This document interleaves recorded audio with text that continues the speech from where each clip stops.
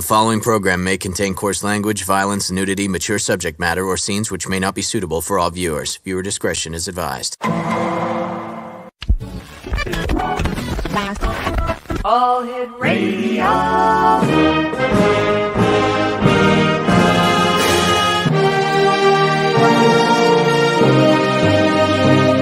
Welcome to the X Zone, a place where fact is fiction and fiction is reality. Now, here's your host, Rob McConnell. And good evening, one and all. Welcome back to the X Zone. I am Rob McConnell, and for the next 4 hours, I'm your host and your guide as together we cross the time-space continuum to this place that I call the X Zone. It's a place where people dare to believe and dare to be heard. It's a place where fact is fiction and fiction is reality.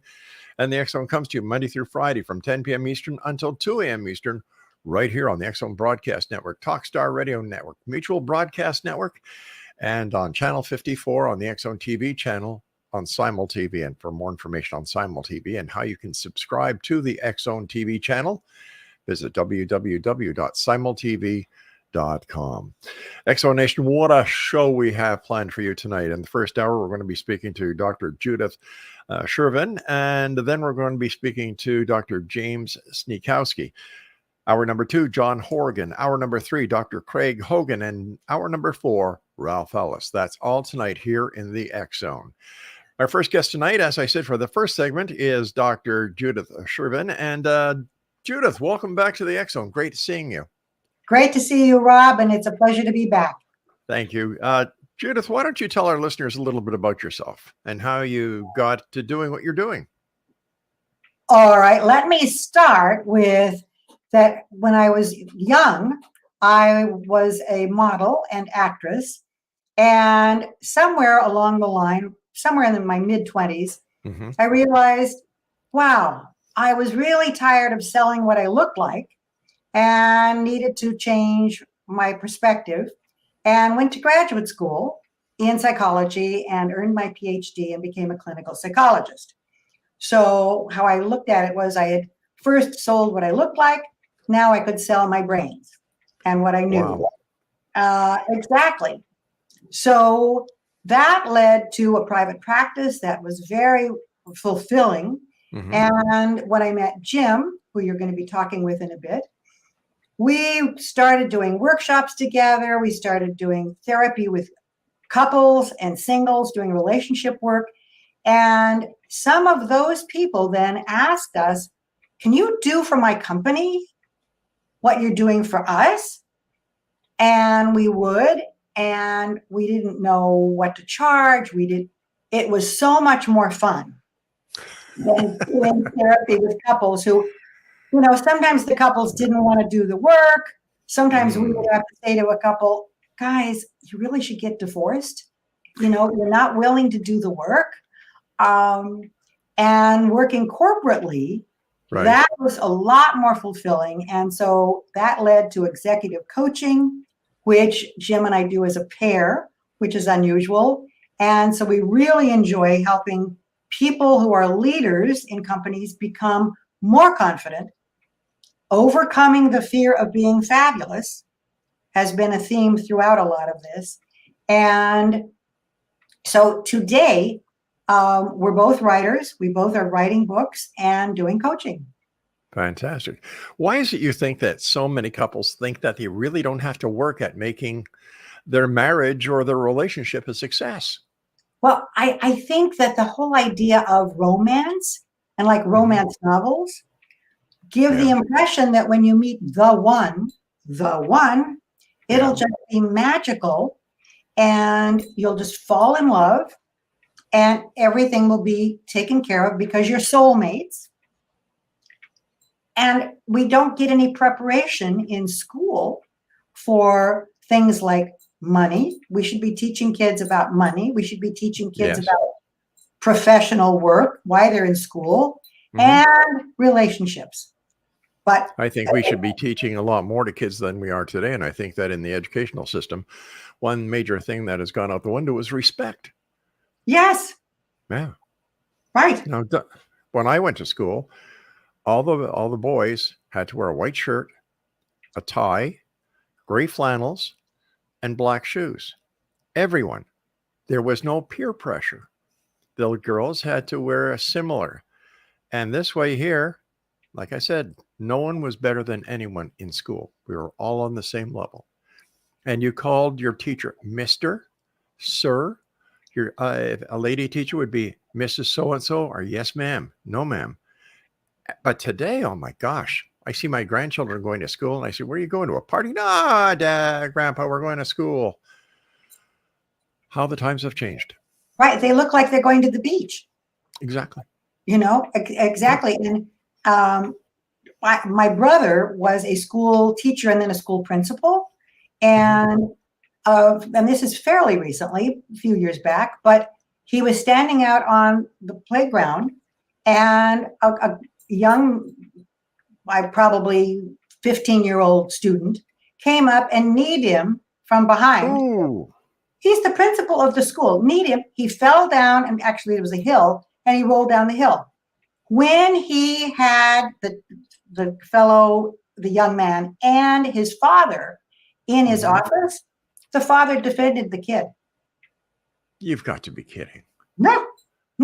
So I'm just supporting what you're saying, which is this absence of respect.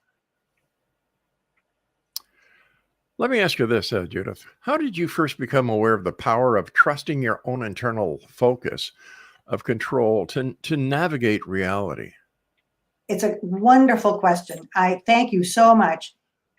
A very pivotal event happened for me when I was 12. I looked 18. I had just sprouted. I was as tall as as my age now, I've lost a bit of height. But back then, I looked 18. I had a full body of a woman and so forth. And I started modeling at a beach club in Santa Monica. And in the dining room, that was perfectly fine. Couples, families, lovely. And then the first night that I did this, I went into the bar. We all had to go into the bar. And it was all men. And I realized they think I'm 18. They are going to think I'm 18 and legal to hit on. It's up to me to take care of this and make sure that they cannot talk to me. They cannot have a conversation with me. So I did my little pirouettes. I made my turns. I smiled. I thanked them for their attention if they said something nice. And I kept going. And that moment stayed with me the rest of my life, that I was in charge of how other people were going to treat me. And it wasn't a matter of me trusting other people. It was a matter of me trusting me. The topic of today's discussion is the fear of being fabulous. How can anyone fear being fabulous? And where did you come up with that concept? Well, when I was in private practice, I started noticing how many of my clients were reluctant to go after a larger life, whether it meant in their career, in their dating life, in their physical fitness. And I started labeling it the fear of being fabulous. And what Jim and I see even in our clients, these are VPs, senior directors, people, at the heads of their companies, is this reluctance to be fully all that they can be for so many reasons. And lots of it, back to family background, is so often people have been raised and been told things like, don't get a big head. Who do you think you are? Nobody wants to hear from you. And it goes in, and then they carry it into adulthood, and it holds them back. So basically, by telling children the negative aspects of, what you were just saying, we're programming them to fail. Well, and not necessarily fail. An example is, Jim and I wrote a book called What Really Killed Whitney Houston. And when Whitney Houston died in her late 40s, she was young. That was a great loss. She'd been this superstar. When we did the research on her life, she had never been allowed to leave home. Her parents clung to her. She was not able to truly embrace being a superstar. Right. And so she suffered from the fear of being fabulous in so many ways that in her 40s, she started behaving like her mother. She started smoking cigarettes like the mother. She put on weight like the mother. And no surprise, she ended up doing, drugs and so forth and taking herself out of this life. Sadly for all of us. But it really was the fear of being fabulous.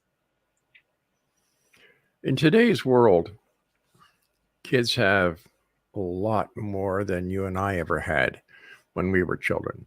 They have more liberties. They have more rights.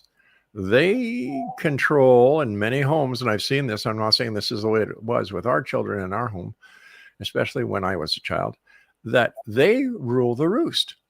The parents are too busy with 2 jobs or whatever. Here's your iPad. Here's your iPhone. Take care of yourself. We're busy.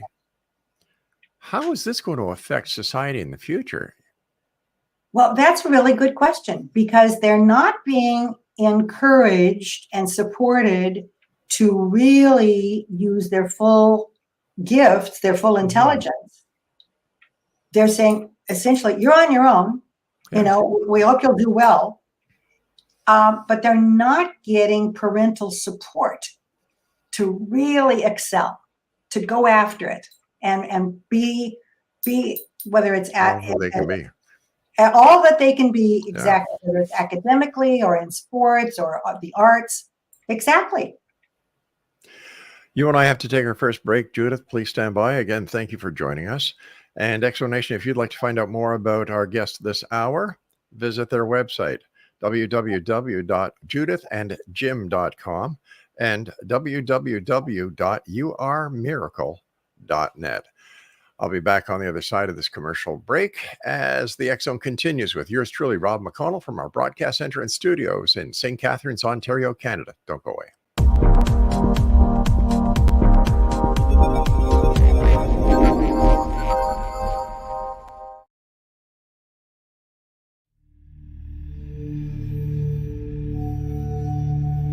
Do you enjoy paranormal, sci-fi romance, yet find yourself tired of the same old themes and storylines? Then you won't want to miss Kahira O'Donnell's latest exciting release, To Taste You Again. Alien Lord Kane McKean knew the moment that his destined mate was born. He watched from afar, waiting for her to grow from child to woman. However, before she was old enough, she was stolen from her home world by flesh pirates. Kane searched 10 long years to find her held in a suspension chamber, a 10-year-old girl in a woman's body. He rescued her and swore to give her time to grow up, but with his very life depending upon winning her as a mate, has he waited too long? Get your copy today. To Taste You Again by Kahira O'Donnell is now available on Amazon or KahiraO'Donnell.com.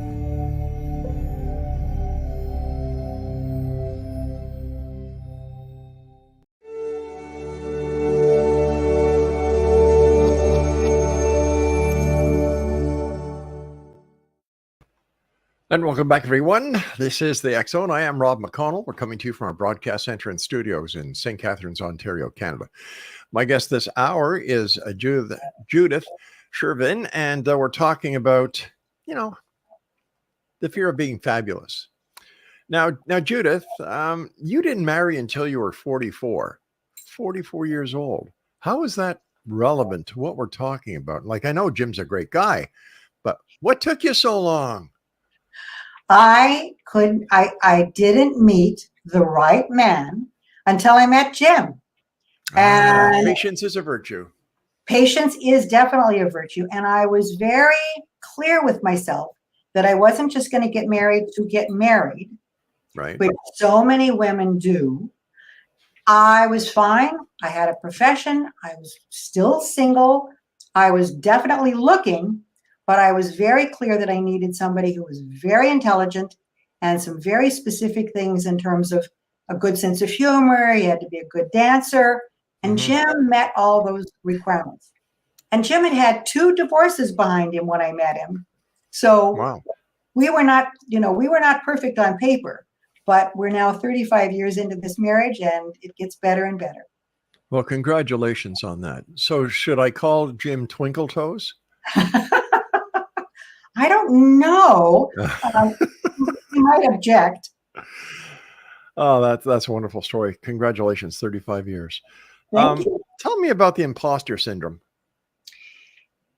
I think what we're looking at here, and we can come back even to Whitney Houston and look at how so many people cannot own whatever they have achieved.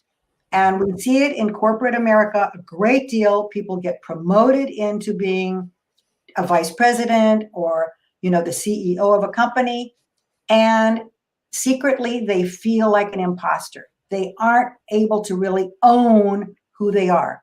So when we wrote the book, What Really Killed Whitney Houston, we were wanting to expose how she could not own who she really was in terms of being a superstar. And one example, Rob, is when she would get an award, and you can see it on video. When you see her, she would run up to the stage, she'd grab her little trophy or whatever she was given, and then she would nervously sort of, and I'm doing this on purpose. Thank you, God, thank you, Jesus Christ, thank you, Mommy and Daddy, and she'd run off. She couldn't own that she was this award-winning singer and be able to thank everybody around the world who has loved my music. Thank you for believing in me. Thank you. She couldn't do it. So it was that kind of fear of being fabulous in that she couldn't own being Whitney Houston. So let me ask you, what kind of tip can you provide our audience that will help them to understand and to open up to any gifts that are sent to them by the universe? Thank you, Rob. First of all, I would say to everybody listening, how well do you receive compliments?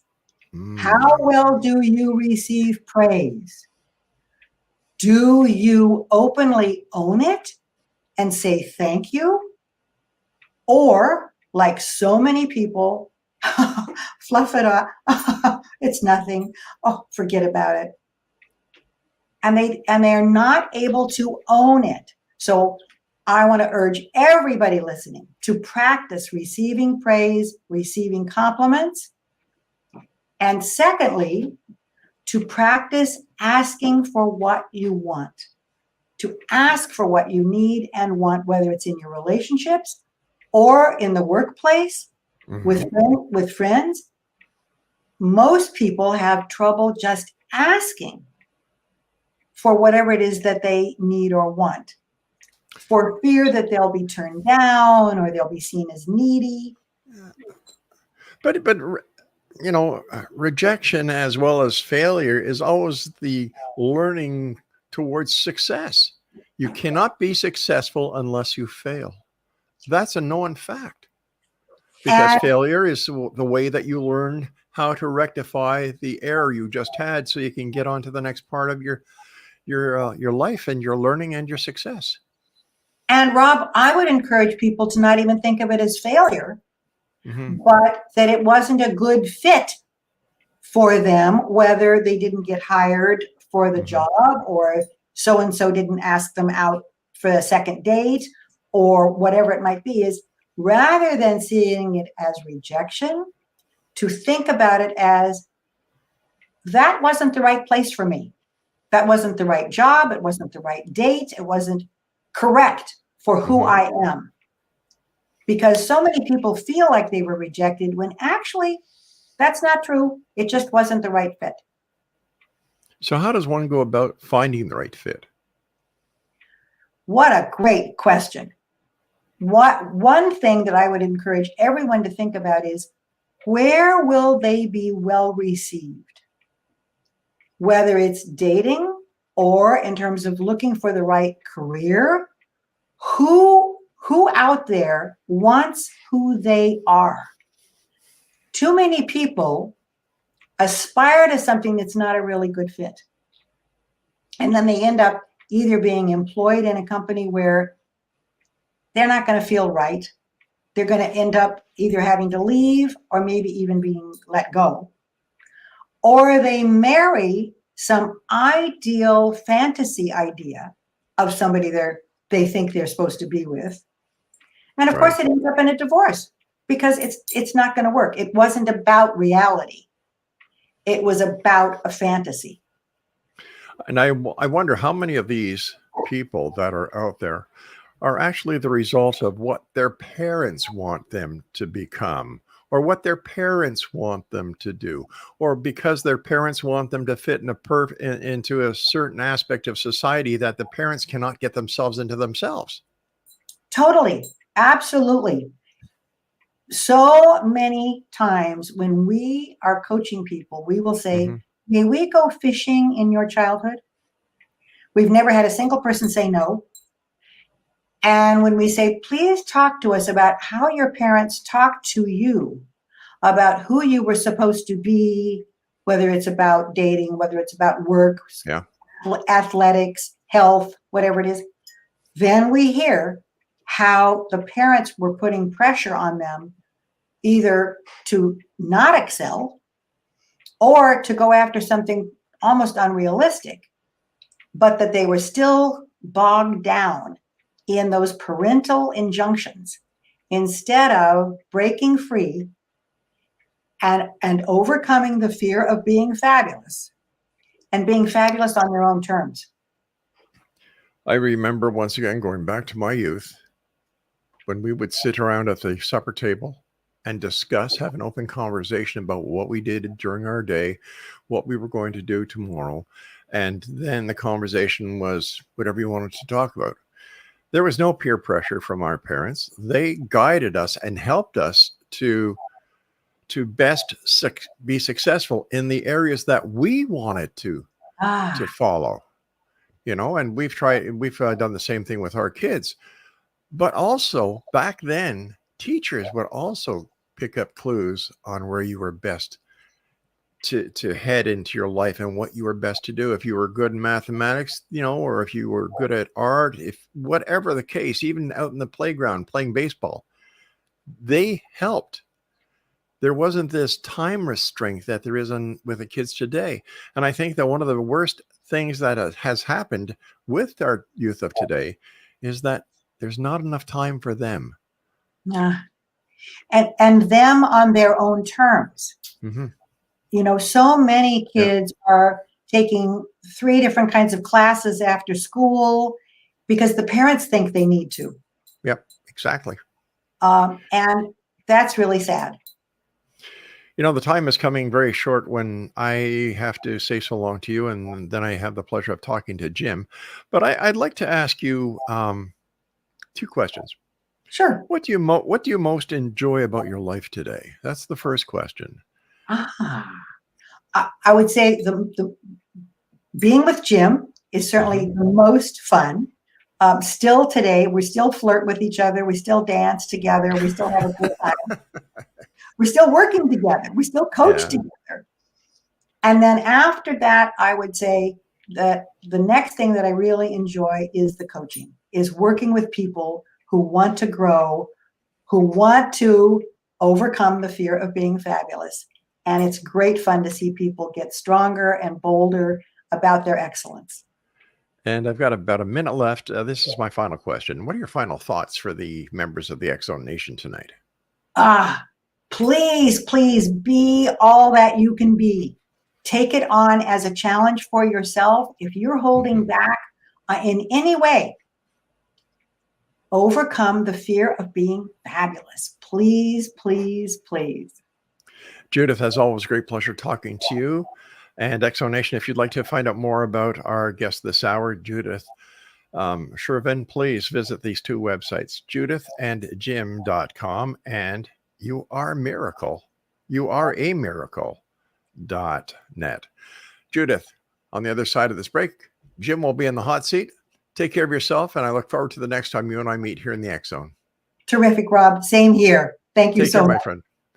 All right, X-Zone Nation, I'll be back on the other side of this brief break. as the X Zone continues with yours truly, Rob McConnell, from our broadcast center and studios in St. Catharines, Ontario. Now, if you would like to listen to any of the past shows of any of the shows that we produce and broadcast here on the X Zone Broadcast Network, including the TV shows on the X Zone TV channel, all you need to do is go to one place, www.xzbn.net. Jim and I will be back on the other side of this break as we continue. So whatever you do, you know the old saying, don't go away.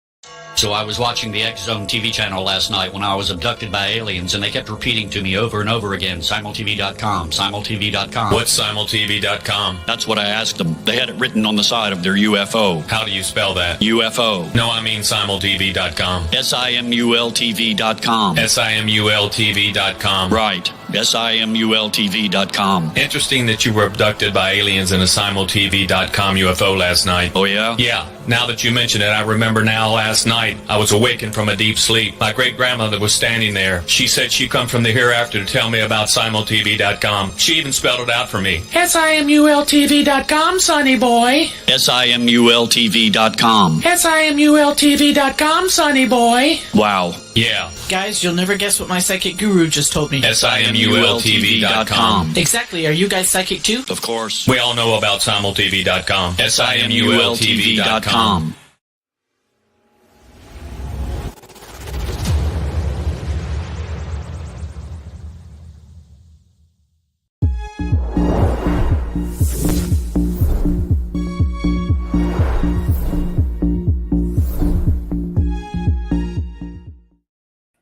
Welcome back, everyone. This is the X Zone. I'm Rob McConnell. We're coming to you from our broadcast center and studios in St. Catharines, Ontario, Canada. Now, a number of you have written me emails asking, Rob, you're in Hamilton, you're in Crystal Beach, and now you're in St. Catharines. Where is St. Catharines? Well, St. Catharines, my friends, is on the shore of Lake Ontario. We're about 40 minutes south of Hamilton, about an hour and a half south of Toronto, and we're about 15 minutes away from Niagara Falls, Ontario, where we can cross into the United States. That's it, all in a nutshell. Funny part is that no matter where we've done the show from, we've always done it from somewhere in the Great Lakes Triangle. And it's funny that we're back in St. Catharines. It's because 30 some odd years ago, the X Zone's very first radio show was broadcast from 1220 CHSC, just down the street from where we are right now. I guess I've got the salmon complex returning, swimming upstream to my home. X Zone Nation, my guest this hour is Dr. James SNIECHOWSKI, and he is Judith's husband, so let's bring him on. Hey, Jim, how are you tonight? Hi, Rod. I'm smiling because of that Simul TV commercial you run. That's very, very cool. Jim, nice seeing you. Thank you so much for joining us tonight. Always a great pleasure talking to you and Judith. You and I are going to be talking for the next about 20 to 30 minutes about the spiritual and psychic power of leaving home. But before we do that, let our listeners know a little bit about you and who you are. Well, like Judith, I began my professional career as an actor. I was a stage actor. She did television commercial and television shows. I was in regional theater around the United States. Then I moved to LA because being in movies was the fundamental drive. I got to LA and found I did not like the business. The business, not anything I wanted. But basically, as a stage actor, I had the opportunity to create characters, to a lot of makeup, costume, etc. I could create characters and disappear myself into them. In Hollywood, at the very beginning, you are nothing more than a personality. That personality, that's what you're selling. And if that hits, that hits, like a John Wayne. He was always the exact same. There was no acting. There was just John Wayne reacting. I didn't like that. It was not. It was aesthetically unsatisfying, unfulfilling. So I decided then to go back to school. I didn't go back to school until I met Judith. I got my PhD in psych. It was a combination of philosophy and psych, and it was called human behavior. And then Judith and I started working together, like she told you. People said, "Can you do for us? Well, you do for a company. What you do for us?" The relationships are the same. It doesn't matter. It's with your manager or your wife or your husband. The interactions are the same. We said, "Sure, we can do that." From that time on, we had developed an international executive coaching career. That's by the way, congratulations, 35 years of marriage. Thank you very much. And I heard Judith say it gets better, actually. It does get better. And we do for these. It does. It does, but as Judith and I were talking, you have to work at it. There's no magic solution. There's no magic pill. You have to work at it. Anything in life that is worth having, you have to work at. I'd just like to say one thing about that.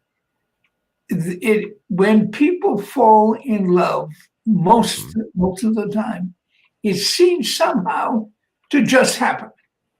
And it's wonderful, even if it goes downhill. It's wonderful. They remember that part of it. They don't remember the going downhill part. There is an implication in that time that you don't have to do anything. It just happens. That's what happens in life.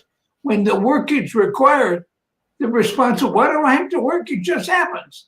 Well, it doesn't. What does leaving home mean? Thank you for that. Leaving home, when we were all born, we're born in a particular family culture. Emotionally, intellectually, religiously, socioeconomically, all of those areas have their own. They want you to be a certain way. Like, for example, I was raised a Polish peasant. I was raised by Polish peasants who came from the old country. I was raised in Polish peasant terrorizing Catholicism.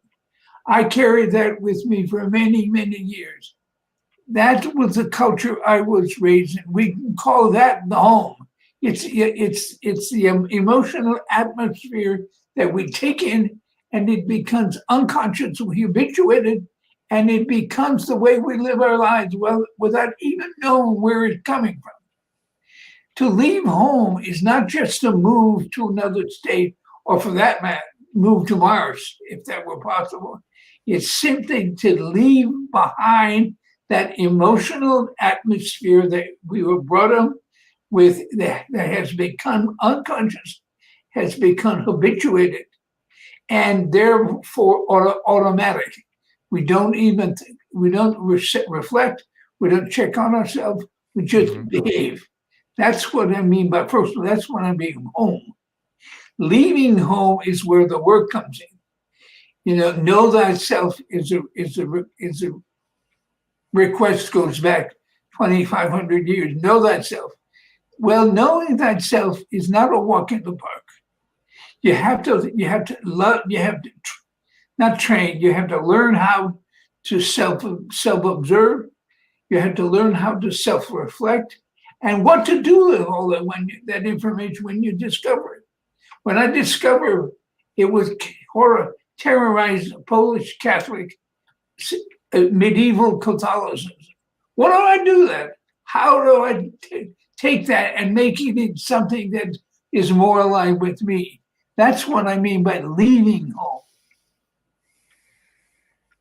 Okay, so why is it so emotional and spiritual environment of the birth home so sticky? Well, there's a couple of reasons. One is, when we're born, the simplest reason I have for you, when we're born, We're born into a family into which we must survive. That's not a conscious thought. I gotta survive here, but we have to survive in this family. Mm-hmm. The family has its mores, its rituals, its beliefs, and when I align with those beliefs, I get praised, I get smiled at. I become that. I become what, like you and Judith talked about. I become what they want. I become what they want, not maliciously, because I need them to keep me alive, to keep feeding, to keep loving me. And that gets really sticky. It goes very deep. It goes deep into the unconscious. And it's not easy to give up. If I were to say to you, Rob, that's an area of love I want you to give up. Are you crazy? Why would I want to give that up? Because it's a death trap.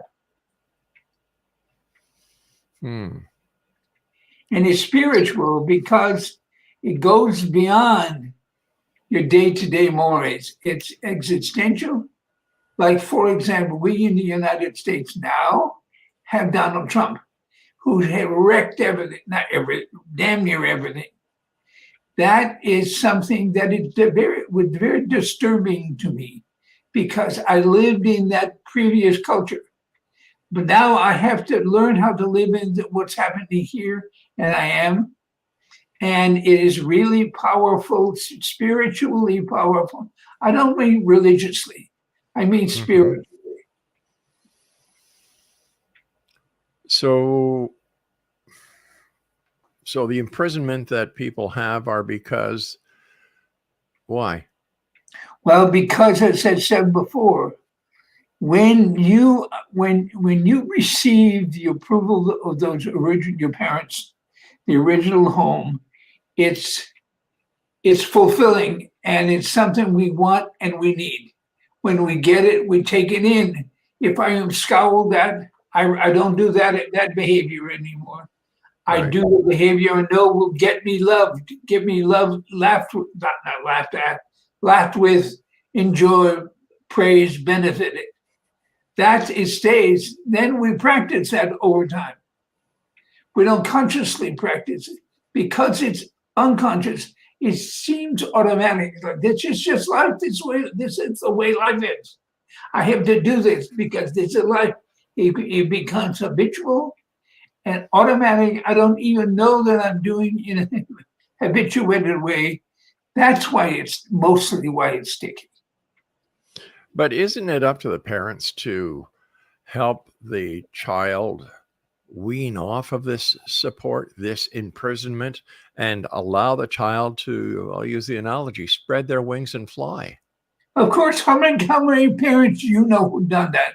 Who did that? Well, my parents, I heard that. My aunts, my uncles, we've done it with our children. You come from an extraordinary family. You have to know that. Yes, I agree with you. That they even thought to do that was extraordinary. Really, if you look at the general population, how many parents do that for their kids? The percentage is very low, very low. For the reason I'm talking, because they're doing that, they're just being who they want. They're being who someone wanted them to be. They learn how to do that. They learn the behavior and they continue. Even when you go to a corporation, we work as executive coaches. We work with employees for interns to the C-suite, CEO, COO, CTOs, etc. Right. These supposedly intelligent, educated men, usually, that's changing some, men who are in this position of power where they can't change. You will be surprised at how many of them feel anxious, they feel the imposter syndrome.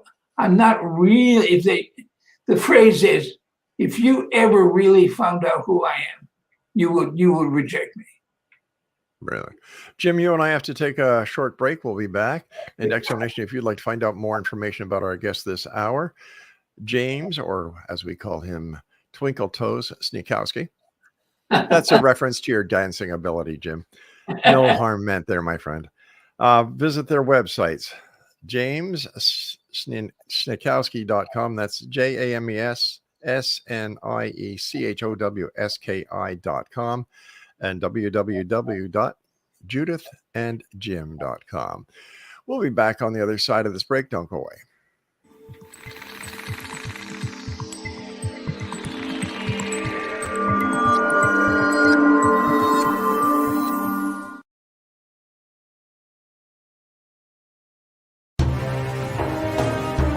To be accosted in her bed and abducted by aliens was the last thing Michelle expected. Yet the fateful morning of her destined death changed everything. Lord Lan Ramos, Alpha King of Vidar, the monstrous befanged alien looming over her bed, was her destined mate come to save her from certain death. He is a telepathic mute shifter. Can Michelle accept him and his animal? Once on Lan's home planet, Michelle becomes increasingly psychic, revealing her as the fabled Oracle of Vidar. As factions conspire to destroy them, will they overcome mounting threats? Will Michelle's growing gifts save them, or ultimately destroy her? Don't miss this sci-fi shifter romance with charismatic and engaging characters. Get your copy today. The Oracle of Vidar, available on Amazon or CahiraO'Donnell.com. That's CahiraO'Donnell.com.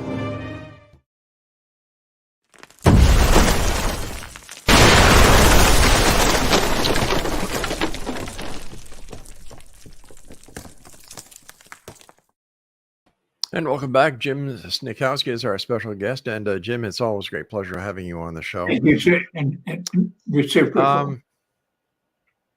People refer to leaving home to your leaving home trilogy as faction. What does that mean? Faction is a new category, relatively new. I take the facts of my life. I don't report on them like a journalist. That would just be reporting on facts. One other concern with learning history. It's all about dates and not about the people, their motivations, their desire, their behaviors. Faction is taking the facts of one's life, my life, and using them in a story. The story has its own demands. I have to create fiction around that faction, around those facts, to make the story work. Therefore, it's not called faction. You completed your Leaving Home trilogy with title When Angels Die. Mm-hmm. What is that metaphor for? Well, angels are thought to be very high beings. I had in the last book, there are two deaths. One, when I was in my late 20s, I met a woman. And I fell in love, and she died in an automobile accident. She hit a bridge abutment and died. She was an angel. I don't mean angel in this supernatural sense. She was an angel. She died. I died. There was a part of me that died. I lost. When I got to Hollywood, after years of wanting to be a movie actor, that died. Angels, that's what I mean by angels die. You know, how has it felt to you that your books have received so many awards? It feels terrific. I have always known that I could write. What I wasn't sure of whether or not I could tell a good story. I can write a sentence, I can write a paragraph, I can write a page, but can I write 200 pages? Will it keep you engaged? Will you want to know what's going to happen next? To me, that's the central quality of a good book. I want to know what's going to happen next. Motivates me to turn a page. I am thrilled with these reviews because I have wanted recognition. Where I came from in Detroit, recognition was far and few between. If there was any recognition, it was negative. It's what you're doing wrong. Here, I can say I have done this from my heart, from my soul, And people are moved by it, which is exactly what I want. I want them to be moved. I want them to see in the writing, not just the good writing. The books are really well written. I want them to see the depth of the story so they can find a place for the story in their own lives and how they live, and how they have and will continue to live. So what are you working on now, Jim? It fits right in with the Oracle of Vidor. I am working on a novel called Second Life. It is a reincarnational romance. They meet in 1505. They return to life in 2005. He's a priest during the Papal Inquisition in southeastern France. She is a beautiful peasant girl. They had an affair and they are caught by the religious authorities. They re-meet in 2005. And in so doing, they have a sense there's something about the other one, something they can't quite figure it out, can't put their finger out, but they both know there's something here. The book is their exploration through the help of world-class hypnotists, helps them go back to 1505 and find out what actually happened there. One of the keys to the book, the character in 1505, his name is Emile. The character in 2005, his name is Eric. And Emile and the woman in 1505, Justine, they have died and returned reincarnated. They have to find out how Emile and Justine died. It's pretty gruesome. The Papal Inquisition did not get around. They were my final question for you tonight, Jim, is what would you most want people to take away from our conversation?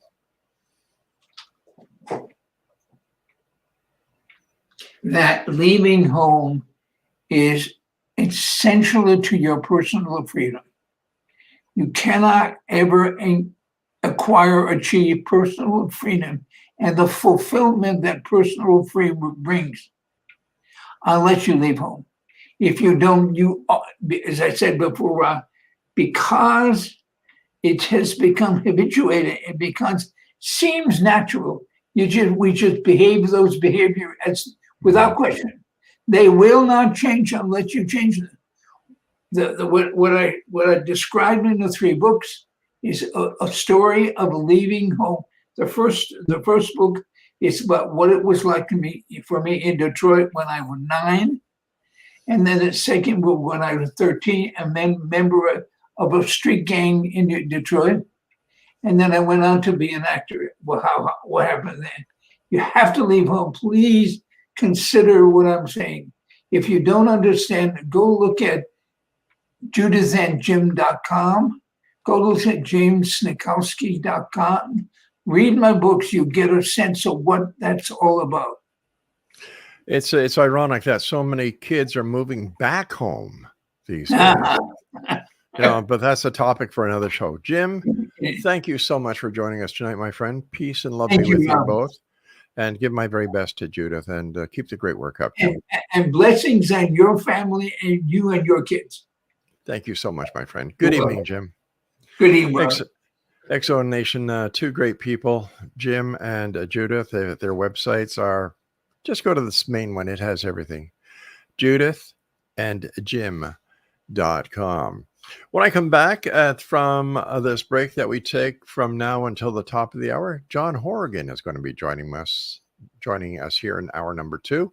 Hour number 3, we have Dr. Craig Hogan, and hour number 4, Ralph Ellis. It's a busy night here in the X-Zone, a place where people dare to believe and dare to be heard. This is a place where fact is fiction and fiction is reality. And we come to you Monday through Friday from 10 p.m. Eastern until 2 a.m. Eastern, right here from our broadcast center and studios in St. Catharines, Ontario, Canada. I'll see you all at the top of the hour.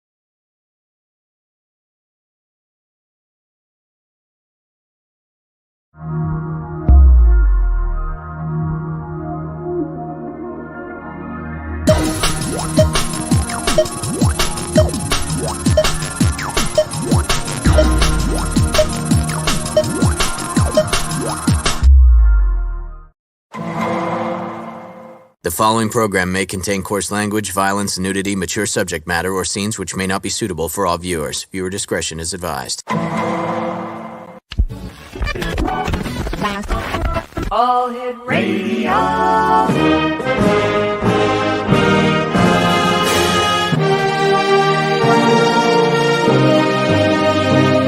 Welcome to the X Zone, a place where fact is fiction and fiction is reality. Now, here's your host, Rob McConnell.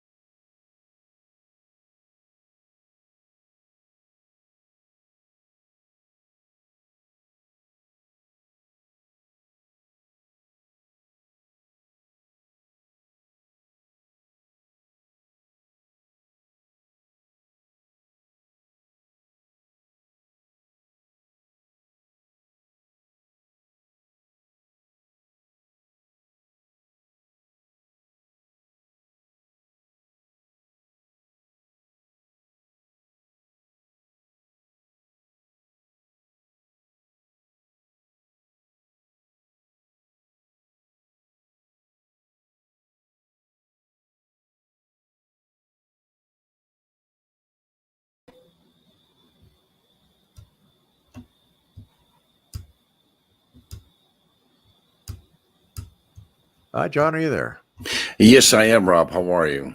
Hey, I'm doing fine. Thanks for joining us, John. Tell us a little bit about yourself and your amazing journey, and congratulations on all the awards you've won. Thanks. They're collecting dust, and my wife says I have to put them in the attic, or the IKEA bookcase will collapse and kill the cats. Yeah, that's what my wife says too. So I understand where you're coming from, but I say, well, in our case, it's the dogs. The dogs go, the awards stay. Well, no, my gosh, it's a self-esteem boost, but I was very lucky. First of all, I want to salute you for staying on the prowess for your program. I appeared a few times 15 years ago, 2007, 2006, and I believe 2004 in your program. So it's great to see that we're both kicking in there.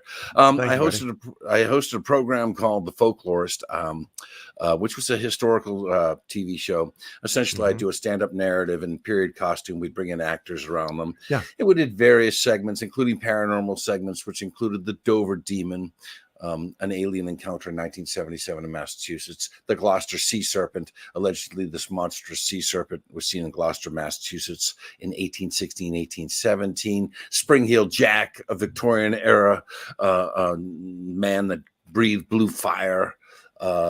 Angel of Mons, World War I opening battle where allegedly the British Expeditionary Force was surrounded and these angels appeared above them and scared off the Germans. What else? A couple of other segments that we did related to paranormal phenomena, but it was basically history based, and we were very, very lucky to win many, many awards over it. And my favorite segment was probably Ape Canyon, which is the historic Bigfoot story where these miners in 1924 were in a cabin at the base of Mount St. Helens, and allegedly these creatures that they really ticked off started pummeling them with boulders. So I've been around the block and back, and every day that you get up, Rob, is a good day. It's a win. So, and I've always been in the periphery of paranormal phenomena, and I'm starting to get back into it. I was back from the early 90s, pre-internet days.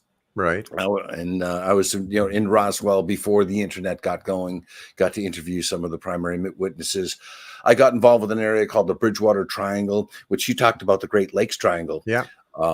In our area, which has anomalous creatures, whether it's balls of light, UFOs, Bigfoot, giant birds, giant snakes, giant cougars, giant dogs, in giant stories, a lot of hyperbole, exaggeration, and embellishment as well. So, but it's always fascinating. Where did your interest come from, John?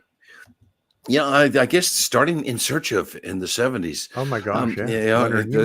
Yeah, yeah, and also those monsters, myth or magic movies, like in the early when the Patterson Gimlin film, right, of 1967, October '67. That's what stimulated me. I know 4 people have claimed to have been in an ape suit. I've met Bob Gimlin, and to this day, they still cannot disprove that. So I guess that's where it stems from. And of course, a UFO flap of 1966. I know when it was in Massachusetts, and I barely remember going out to my front lawn with my family and seeing something. So, wow. Yeah. What's your take? I'm just going to go on a little bit of a sidetrack here and ask you about what is your take on Skinwalker Ranch? It creeps me out. I was Really, in that. Yeah, oh, absolutely. And the studying, it's a portal. I think there's demonic presence there. There's alien presence there. I think that in Bigfoot research, you have the argument between the people who associate Bigfoot with UFOs and the flesh and blooders. Okay. And Skinwalker Ranch, Colm Kelleher's book, which came out 15, 16 years ago, where he said this ape-like creature emerged from like this light portal. Very strange, very odd. I believe there's that the research that they're doing and there's other portals like Skinwalker Ranch. Yeah. You talked briefly about Bigfoot and the work that the investigations that you've done into Bigfoot. Tell us more about that. Is there any evidence? Yeah, well, when it comes to Bigfoot? Well, I can't believe in Bigfoot because I've never seen one, but I believe people have seen one. And I believe in the people who have seen one. And that there's, with more and more cameras out there, everybody has a camera going instantaneous. It's no longer the camcorder on your shoulder. They have drones too. And all of the strange footage is emerging. They're going deep into the bush. A guy by the name of Todd Standing, he's come back with this incredible footage. And people say hoax, hoax, hoax. And I'll be the first to take the opposite approach and to take the contrary approach and say, wait a minute. Hold off. I'm not sure yet. But they've been seen in remote areas, especially when the pandemic came and they shut everything down for essentially 3 months, whatever these things are, along with other wildlife, encroached into inhabited areas. So I believe there's certainly something to it. And this a litany of these stories go back to the 1800s.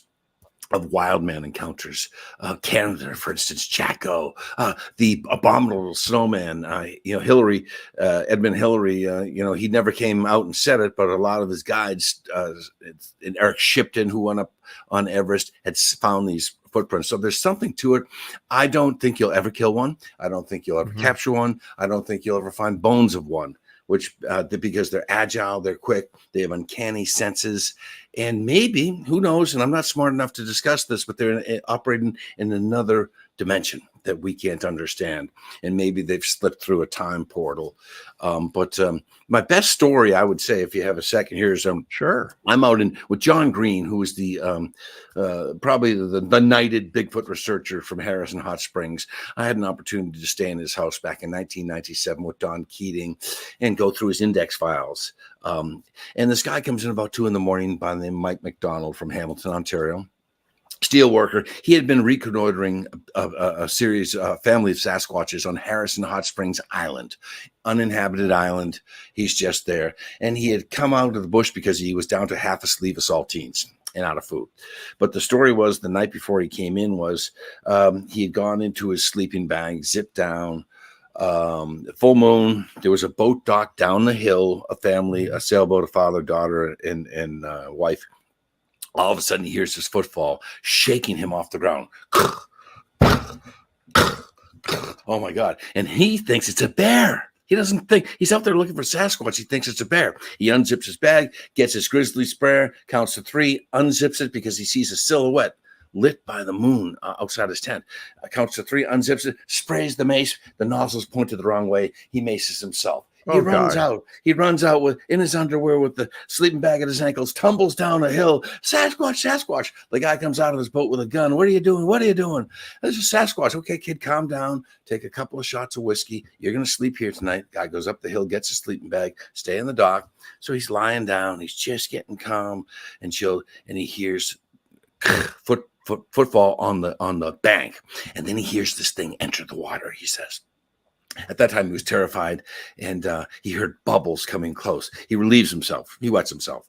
And then he hears this. scratching underneath his dock. Anyways, he said he didn't believe in God. He prayed and prayed and prayed. And then suddenly the thing went away, bubbles, and he had this musty smell. He heard it get out of the water and creep back up the hill. But that's the epitome Bigfoot story. And then the other one, I had a taxi cab driver call into this dispatcher, David Smith, and I got this in 1998. She's out dropping off a fare, gets lost on one of these old logging roads in southwest New Hampshire, turns around, does the 3-point turn, backs into a tree, but it's not a tree, it's a furry torso. She has her red lights break. She sees a furry torso, and she says something grabbed the roof of the rack of her cab and ripped off the cab lights as she drove away. And when she came back, it almost was sardine canned when she came back. And then finally in the Bridgewater Triangle, the last one is there was a flap of Bigfoot sightings in December of 69 through the spring of 1970. People were finding footprints, hair, eating melons, pets going missing. So this police, they said enough. The Bridgewater police do a stakeout with one of their old Adam 12 cruisers. And he's sitting on the driveway of this house. And all of a sudden he feels the back of his cruiser being shaken. And we call this one the Bridgewater bumper shaker. Up and down, up and down. Again, he puts his foot in the brake, the red torso, the red lights of the hair, and he sees what he called a bipedal bear run around the house. Now, the only bipedal bear is Yogi Bear, right? At Jellystone. Right, yeah. So those are the three that I can really reference right off the bat. How do you think that Bigfoot has been able to elude the hunters, the investigators, the photographers, all these years? Well, the photographers, some of them got them. There are hoaxes out there. And there's a tremendous pathology afflicting Western civilization, and especially our content. They lie, then they lie about their lies, then they deny their lies, and then they accuse you and I of their lies. So there's just embellishment, as I said, hyperbole, exaggeration. But they have caught these unexplained images. Hunters have shot at point blank range. The thing turns over its shoulder, walks. They found blood droplets, or so they claim, footprints, scat droppings, but periphery evidence. They don't have anything hard. And one guy came out over 10 years ago with a body, and I called hoax before I even saw it. He had a rubber body, and there was a hoax back in 1967 called the Minnesota Iceman, where somebody claimed to have had the body of a Sasquatch. And again, here it is. We're in 2022. They're not going to find one. They're not going to catch one. So it's more and more people claiming to see it. It's the big hit of the internet. You want viewers, all you got to talk is Bigfoot on the internet. So it's elusive. John, we've got to take our first break. What is your website for our listeners that they can go and visit? I have so many of them, but I guess that they could go to US Folklore, FOLKLORE.com. That would bring them to my portal of my historical lecturing. John, stand by. Nice seeing you again. And once again, congratulations on all your awards and the great work you've done over the years. Thank you. X-Zone Nation, John and I will return on the other side of this break as the X-Zone continues with yours truly, Rob McConnell, from our broadcast center and studios in St. Catharines, Ontario, Canada. Don't go away.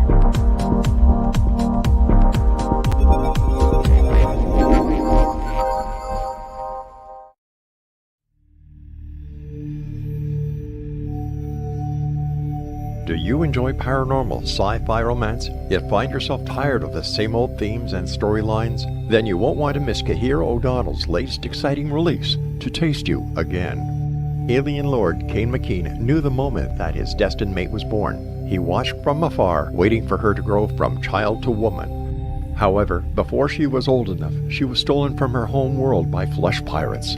Kane searched 10 long years to find her held in a suspension chamber, a 10-year-old girl in a woman's body. He rescued her and swore to give her time to grow up, but with his very life depending upon winning her as a mate, has he waited too long? Get your copy today. To Taste You Again by Kahira O'Donnell is now available on Amazon or KahiraO'Donnell.com.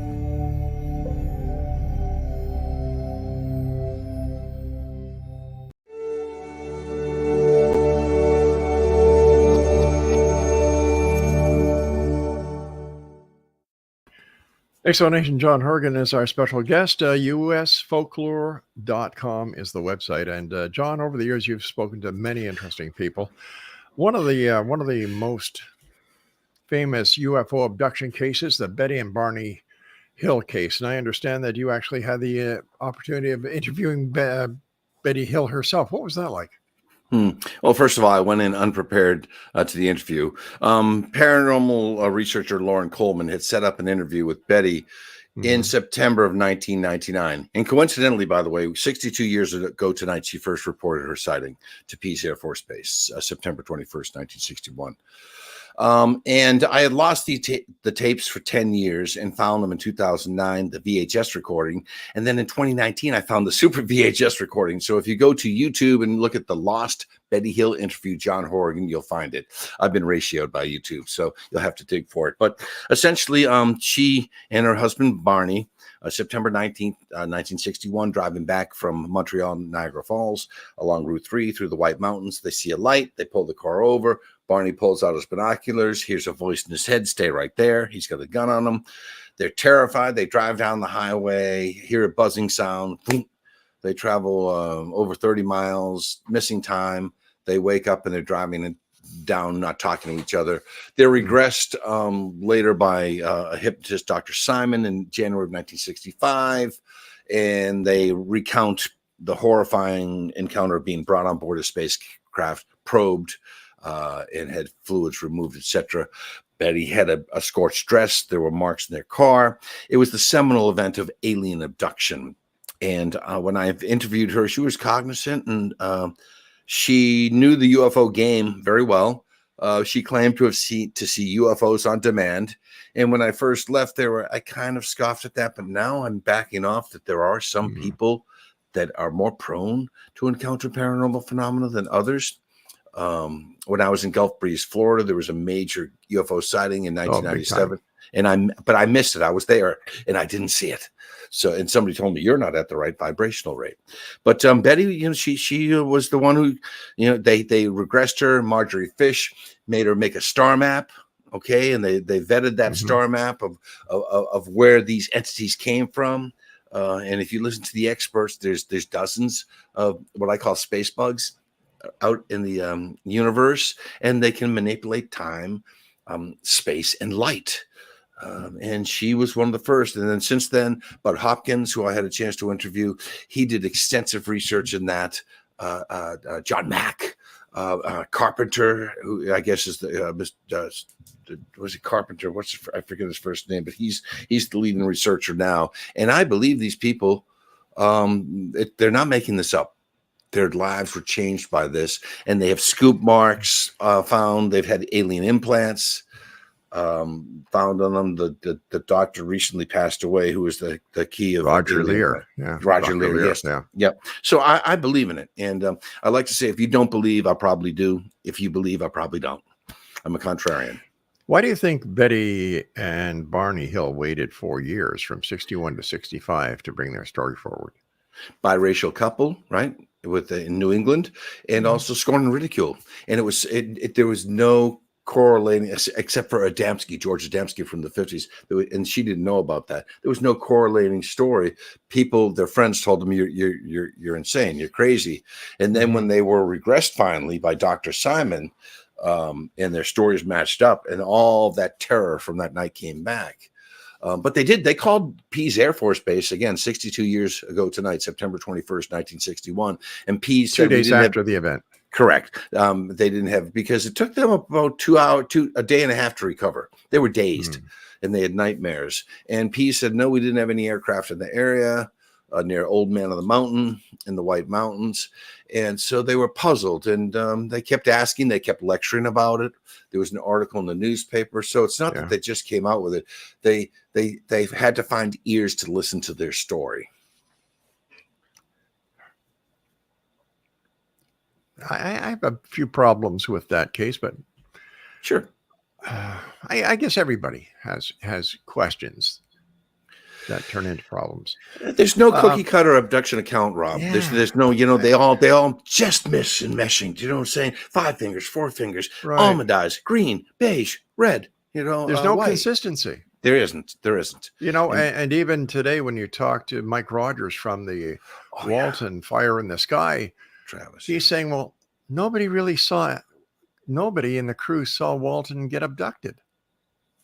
True. Right. And then the fact that Walton says he's never failed a a lie detector test is a false statement because he did on TV. When you've got Mike Rogers saying that, nah, it was all about the money now. What does this do to not only the fire in the sky with Travis Walton, but the Betty and Barney Hill story where, it seems that there's starting to be a crack in the alien abduction scenario? Well, first of all, I have to be careful about what I say about Travis. He's a friend of my wife's. Okay. I looked at this. I thought the movie was tremendous. I have to tell you that I haven't poked holes in Travis's story. I embrace it through my wife, but the alien abduction phenomenon, like you said, it was all the rage up until the late 1980s. And then when Bud passed, about 14 years ago, it just went. So, speaking about Bud Hopkins, Kevin Randall had his wife on his show, A Different Perspective, and she said Bud was a fake. He was a fraud. It was all a big act. So when you've got a wife saying that about somebody that is revered within the alien abduction world, and then you hear the cracking of the stories between Travis Walton and Mike Rogers, it seems that more and more people are starting to say, well, you know what? We've got to take a better look at this. We've got to look at the evidence. And so where do we go from here? Okay. I guess when I didn't see the interview, it was Bud's ex-wife, not Leslie Kane, his partner when he died, right? Leslie Kane is, big UFO researcher, and she's taken on Washington. But how can I say this? I don't have an ex-wife, and I'm thankful for that. But I'm sure that ex-wives are bitter, right? As our exes. Yeah, they can be, but there are those cases where ex-wives and ex-husbands get along very well. Yeah. But why does she come out now when he's 10 years in the grave? Maybe nobody's asked her. Maybe nobody's asked her before Kevin did. Okay. And I like Randall. Randall is top notch. Yeah. Randall is the best in the business. Yeah. Roswell, New Mexico. Big story. That's the mecca for ufology. I know that you were there and you had the opportunity of meeting some rather encountering people and experiences that you had going back to what, the 1990s? You're right. I visited there 3 years in a row on 95, 96, 97. And I remember driving out in 97 saying, this is bollocks. And then I said to myself, when they disclose, the government comes forward and discloses UFOs exist, which I think they did in December of 2017, nobody will care. It won't even make the news between weather and sports. Yeah. And when I was down there the first time, Randall had just released, or he was the truth about the UFO crash at Roswell, and him and Schmidt split off. Yeah. But I got to talk with Kevin extensively, Don Schmidt extensively, and that's kind of like Simon and Garfunkel breaking up, in my opinion, and each saying this. But there were so many men that backdated themselves into the story that really made it go bad. Ragsdale, that's bollocks. Okay, Frank Kaufman, come on, stop it. And then when I talked to Glenn Dennis, and I had this feeling, and I interviewed him, this guy's lying. He's not telling the truth. He was the mortician in Little Bodies. Yep. So and then Frankie Rowe, Crying on Demand. My grandfather saw the bodies, and as Randall will tell you, they still don't have the alien bodies. We have talk of the alien bodies. Yeah. 4 fingers, 5 fingers, 6 fingers, 4 bodies, 3 bodies, 2 alive, 1 alive, 3 dead, 4 dead. Corn Ranch in the side of the ranch. They had the debris field, and I can tell you the debris field happened. I walked out on the deep debris field in 1994 with an archaeologist, and when we went into Roswell, the first day, 2 museums. The first one had a tiny X right in that land, and I said, take me there. We went out, and he dug up some strange metallic things, and he gave me a few pieces, and I've lost them. But I believe in the debris field. I also think that Brazel discovered that not on July 4th, in mid-June. If you look at the original testimony of the Bill Moore book of 1980, right? And I know Bill Moore's got his warts too, but when he collaborated, I think it was with Friedman, right? Or Bill, I forget who it was. But he talks about mid-June, even preceding the Kenneth Arnold event of June 24th, 1947. So Roswell, if you notice, 75 years just passed a couple of months ago. It went away with a whimper, and that's the way we should do Roswell. It's time to quit Roswell. Randall was great. Schmidt was great, but nothing will come forward from Roswell. Yeah, I agree with you 100%. There is one major bone of contention that I have with the entire Roswell story. That's when Jesse Marcel, the base intelligence officer, leaves the base, goes to the debris field, takes debris, and as soon as he takes that debris, he is he's retaining the custody for the case. But instead of going right back to the base with the maintaining the chain of custody, what's he do? He goes home, lets his kid play with it. That makes no sense to me. Right then and there, the story's dead. Yeah, but Jesse Marcel Jr., high integrity guy. Okay. And I know he passed, but I got to talk with him and he was consistent, the I-beams and the different markings. But here's my theory. Walter Haut, if you look at that press release, it's a joke. A flying saucer landed. It's being stored on a ranch. Who could, back then, it's like a game of telephone, children's game. He was picking up phones, Haut, left and right, and somebody was asking him a question. Yeah. He put that into the story. But I bet you Butch Blanchard with a cigar in his mouth said, hey, put out a press release. They found a flying saucer outside Corona in this ranch, Mac Brazel. And that's it. And he walked away. And everything else was Walter Haut. Everybody else got promoted. So did Marcel. But Haut got drummed out of the military a year and a half later, okay, with no accolades. But I think he brought this story. He embellished it. He brought it down. And all these phone calls came in with the headline. Ramey had to retract it. I think they flew the debris to Wright Field in Ohio and also Fort Carswell in Texas. But it was Haut who came up with that ridiculous story of a flying saucer captured intact and landed at a ranch. That was Haut's writing, nobody else's. I know that based on the date of July 4th, was it July 4th, the original crash date that was out there? A lot of research has been done on the mogul theory. And according to all the research that has been done on that date, there were no mogul flights. However, has anybody ever gone to the date in June that you told us about, June the 10th, to check the mogul flight records back then? That's a good one, Rob. There you go. Yeah. That could be. And, it depends on what day of the week. If it's a weather balloon, because it just reads like a weather balloon, doesn't it? The debris. Sure does. It reads like a weather balloon or a raw one target balloon, or as you said, Project Mogul, which is top secret, listening to Soviet detonations of nuclear weapons in 1947. And you're just outside the only nuclear wing in the world, the most powerful and deadly wing in the world at Roswell. Put it this way, if it came down at the right place, just outside of White Sands Proving Ground, near Trinity Site. And I often think Trinity Site was July 16, 1945, in almost 2 years to the day Roswell happens. So were these entities 2 light years away, or were they on patrol 2 years away? I always thought about that because they were attracted by nuclear weapons, rocketry, and I think radio signals. One of my theories is Jack Benny's radio show, the biggest broadcast ever coming off of Earth. The first one was in December of 1932, I believe. So Jack Benny has passed 300 stars already, but I'm just wondering if that radio signal went out there as if a Horton hears a who. We are here, and that attracted them. Who knows, Oh, my goodness. But what about the guy who kind of started all this, Kenneth Arnold? I believe him. Saucers skipping across water. There was a spate. If you look at the historical record of after June 24th, 1947, Arnold sighting, and all the strange things, the Maury Island that led up to Roswell, there were things darting about the atmosphere. Boom, boom, boom, boom. And again, it's as if flies got in the house, right? The window, somebody left the screen open and there were moths in the house, but everybody's seeing them. There's reports over Roswell on July 2nd. And of course, a massive rainstorm strikes the night of the 4th. And I actually experienced one the night of the 4th in 1997 on the 50th anniversary. But the thing that they don't talk about, Rob, have you heard about Barney Barnett, the plains of San Augustine, right? No. An alternate crash site. Well, it's interesting. It's in the original Moore Friedman book of 1980.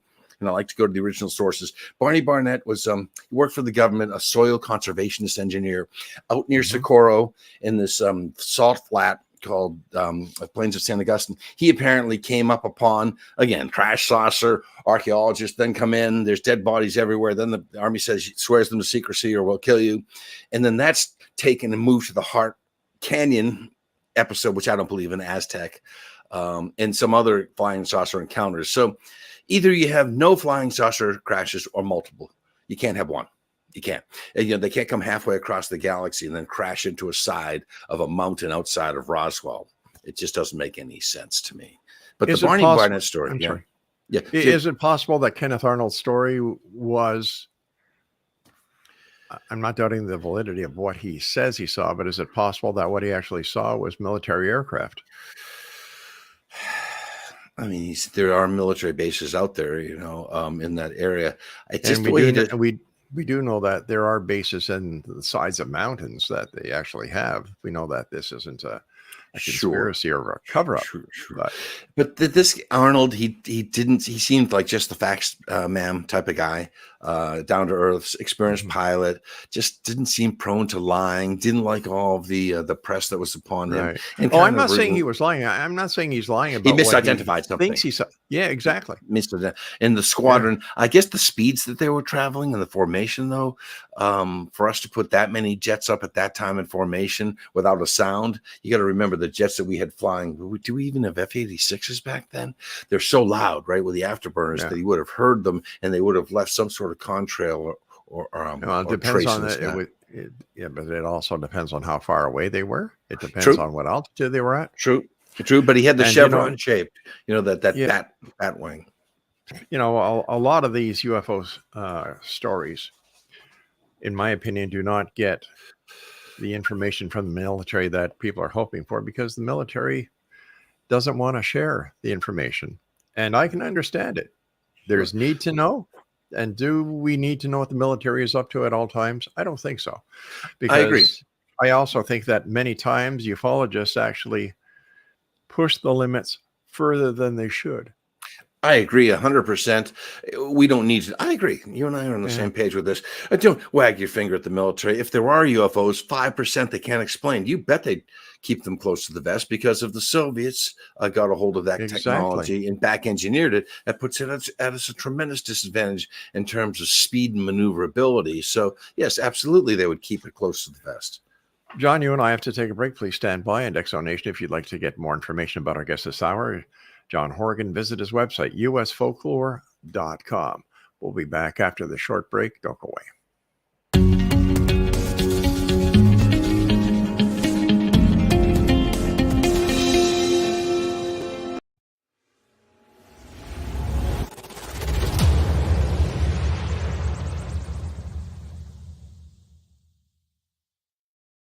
So I was watching the X Zone TV channel last night when I was abducted by aliens, and they kept repeating to me over and over again, simultv.com, simultv.com. What's simultv.com? That's what I asked them. They had it written on the side of their UFO. How do you spell that? UFO. No, I mean simultv.com. simultv.com. simultv.com. Right. simultv.com. Interesting that you were abducted by aliens in a simultv.com UFO last night. Oh, yeah? Yeah. Now that you mention it, I remember now last night I was awakened from a deep sleep. My great-grandmother was standing there. She said she'd come from the hereafter to tell me about simultv.com. She even spelled it out for me. simultv.com, sonny boy. simultv.com. simultv.com, sonny boy. Wow. Yeah. Guys, you'll never guess what my psychic guru just told me. simultv.com. Exactly. Are you guys psychic too? Of course. We all know about simultv.com. simultv.com.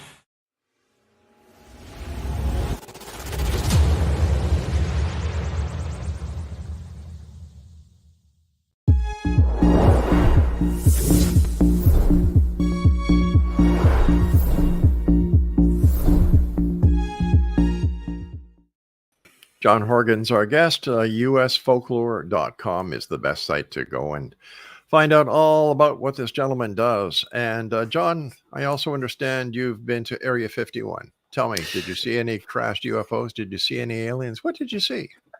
Camo dudes chasing our butts out of there. What we did is 4 of us went out there January of 1994. Little alien, couple of beers and us, and little alien down Mailbox Road, right? We breached the sign. So in theory, we were on the base because they went and they seized the land that we were on towards Freedom Ridge. They chased us out. We broke an axle, had to drive 30 miles back to Las Vegas, and we were lucky we didn't get arrested. Did we see anything? No. Did we see the glow of the base? Just barely. You have a better chance of seeing Area 51 sitting on the right side of an airplane from Denver to Albuquerque than you do trying to sneak in. So it was terrifying. And we almost got caught, and I saw nothing. And my question about Area 51, Rob, is what are they doing there now? Okay, it's been 30 years since the flying saucers, right? Where are they? They got drones, I guess, and I know they fly Russian aircraft there when they play the Red Hat games. Yeah. Although I'm just wondering, has it been moved to Hill Air Force Base in Nevada outside of Dugway Proving Grounds, or what are they actually doing there? And of course, you've heard Lazar with the S4 story as well. What's your take on Lazar? I think it's fascinating. He's been regurgitated. This is his third coming now, right? And Yeah. I think it's Jeremy Lockyer Corbell. They can't shoot him down. I mean, he's still on the saddle.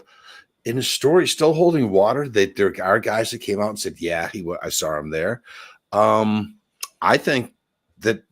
I think it's valid in his videos that I saw, and I think there's something to it.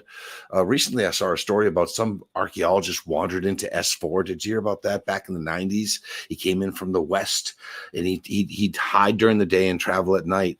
And he allegedly saw some garage door opening in the hills of S4, right, Section 4, and he saw some sort of bright light inside there. So I think there's something to it.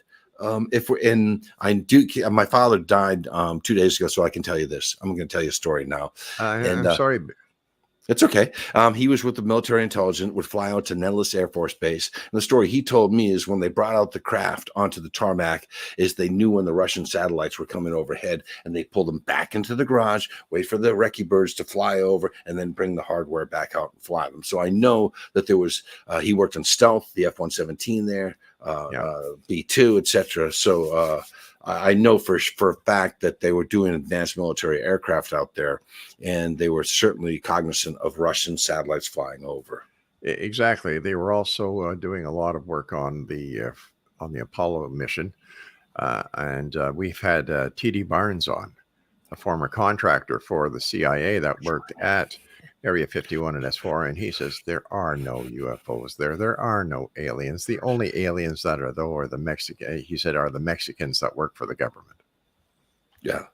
But again, it's all speculation. It's conjecture until you see one, just like Bigfoot, right? Yeah. Somebody told me they saw one. I've never seen one. I don't want to see one. I've never seen a UFO. I don't want to see a UFO. You don't? No, then I'd have to go back in, and I'm OCD. I'd go down the rabbit hole too deep, and there's other things, and I'm afraid of that, going down the rabbit hole. I really exercised myself from ufology at the end of the 90s, and I'm just putting my toe back in the water now. But with the internet and there's just so much garbage out there. There is. The people that don't know, and then you get guys like Randall who's top notch with me. I like Schmidt and Carey. Yeah. I like Stan passed away, as you know. Guys like Don Ledger, Chris Stiles from Shag Harbor, Stan Gordon from Kecksburg. Those are the guys that I really like, the UFO researchers. And then the guy down Stephen, who's the one trying to attract UFOs? Stephen, the Dr. Greer. I admire him for doing that, but. Yeah, he's in. I think he comes from a different planet than most of us, but I'm from outer space as well. So who am I to talk? You were talking about Shag Harbor, October the 4th, 1967. Have you been there? And what is your take on what really happened? Yeah. Well, I got to know Don Ledger and Chris Stiles, who wrote the seminal book on the Shag Harbor incident. And you've heard of USOs, unidentified submarine or submerged objects. The ocean's a great place to hide. Okay.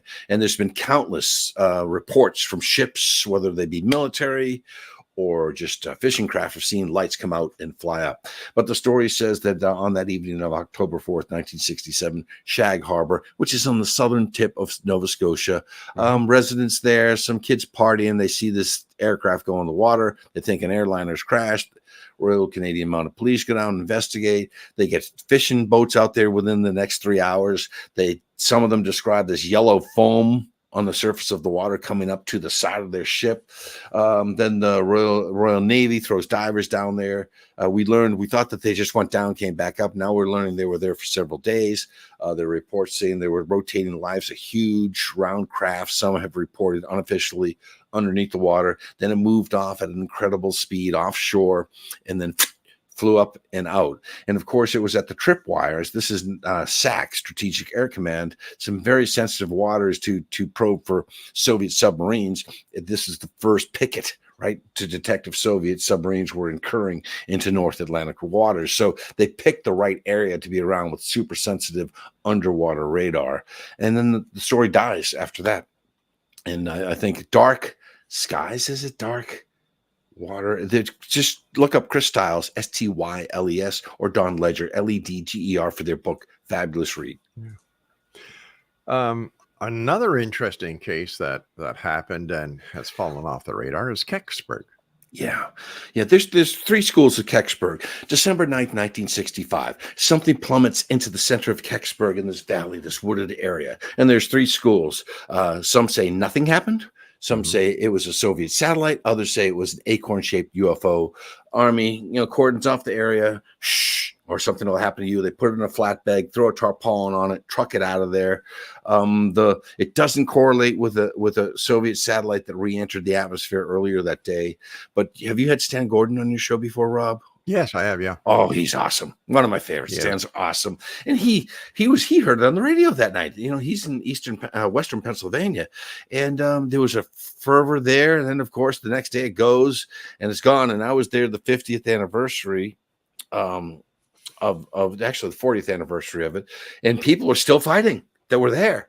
Nothing happened. Oh no, it was a Russian satellite. It was a UFO, and they were standing up and yelling at each other. So we don't know what. Oh yeah, it divided families. And I remember walking down into the area, and it was creepy parking my car and coming back, and then a police officer like this. What are you doing here? You can't park here. Just basically get out, go to your conference, and go home. Yeah, but it's a fascinating story about something that crashed, and to this day we don't know what it was. You'd think that they'd come forward. It's been 65, 47 years now. Did I do the math right? 57 years since that time. They'd come out and say, "Hey, it was a Soviet satellite," or "We still don't know what it is." So until they come forward, we have to side with we still don't know what it was. We have to take our final break. Don't go away. Okay.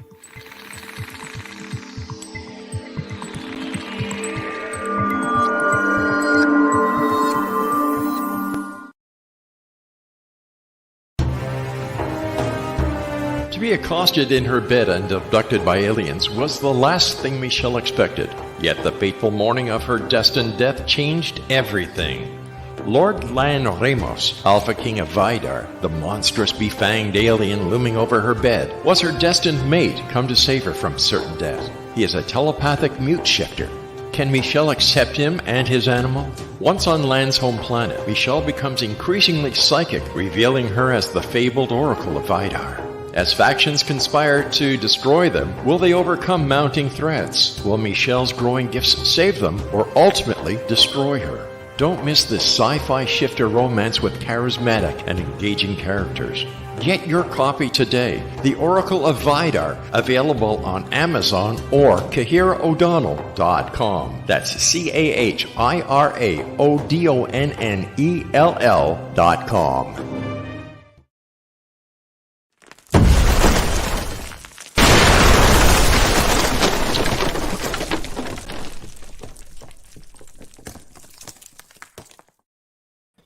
Welcome back, everyone. John Horrigan's our special guest. USfolklore.com is his website. First of all, John, thanks very much for coming on.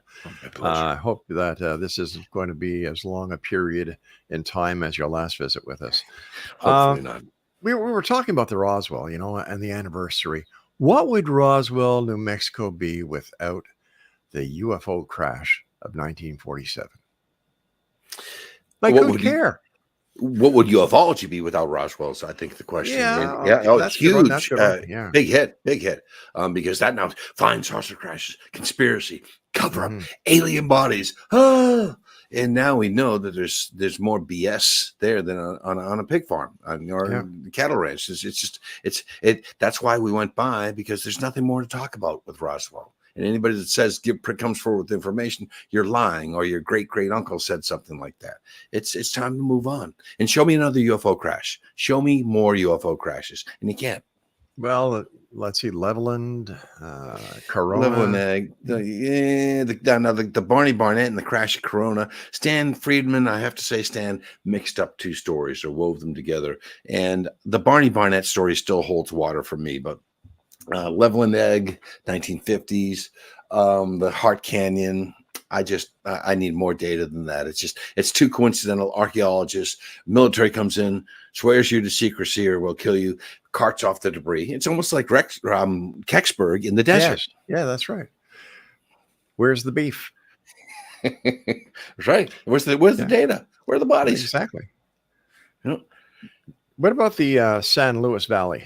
Or the San Luis Valley in Incident. Colorado. Yeah. Don't you have cattle mutilation. It begins in 1967 when a horse called Snippy, male or female, I think it's female, is found mutilated. Its alimentary canal, esophagus down to its anus, is exsanguated. That is pulled out.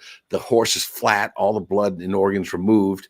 And ranchers, and you opened up the show with Skinwalker. They found mutilated cattle. And of course, they're associated with black helicopters, silent helicopters, UFOs and lights. Some people speculating that these space bugs, they need the nutrients and the enzymes from the cattle, or it's a government experiment for bad cow disease. But I got to interview Chris O'Brien, who is I consider to be the foremost authority in cattle mutilation. He had two great books, Enter the Valley, and the first one was The Mysterious Valley. And all these ranchers, these guys are just trying to get by, okay? And they find their cattle dead. Some people try to blame it on cult activities, but the laser precision of the surgery, is Dr. DeBakey out there in the 1960s and 70s as a hobby, carving out these animals with precision, draining them of blood, no footprints, just lights. It's bizarre, it's weird, and it's still happening to ranchers in Canada and the Central Plains. It's bizarre. One thing I can't understand is if this has an alien connection, why in the name of God would the aliens have to keep on doing this to the cattle? All they need to do is take the DNA samples, and if they are real, and if they do, cross time and space, they could easily regenetically build a cow. They don't have to go back and forth like, all right, let's go down to Earth. Let's hey, Sam, do you like Catalina's? Well, we're going to go down there. We'll get you a dozen or two for you to munch on. Like, it makes no sense. You're right. They could clone it if they have this advanced technology. And my thought was maybe they have their own little Noah's Ark, right? They're only intergalactic. We need a Hereford. We need one of the white spot. We need a female or whatever. And they're somehow cloning these. Or Meltar, I need a snack. Let's go get a cow. And they land down. And they put the straw in. All right, take off. So who knows? It's still happening. And these ranchers, these poor ranchers, they're the guys that get screwed. They're the guys who lose these $500,000 prize cattle dead. And if you look at Skinwalker Ranch, it's peppered with stories of cattle mutilation in and around that ranch as well. So it's still unsolved. I don't know if it's still going on though, Rob, or if it's sporadic, but it certainly was going on in the 70s and 80s. And of course, people were wagging their finger at the U.S. government. Well, of course, if you can't prove it's a UFO, if you can't prove it's a conspiracy, if you can't prove it's a cover-up, you've got to blame the government. Come on. That's right. All right, my final question to you, my friend, before we have to say so long, is the footage that was released showing the underwater object or the Tic Tac. Oh, yeah. I think it's real. It's authentic. It's a USO. Move on. I don't know what it is. I don't know where they come from. But yeah, that's disclosure.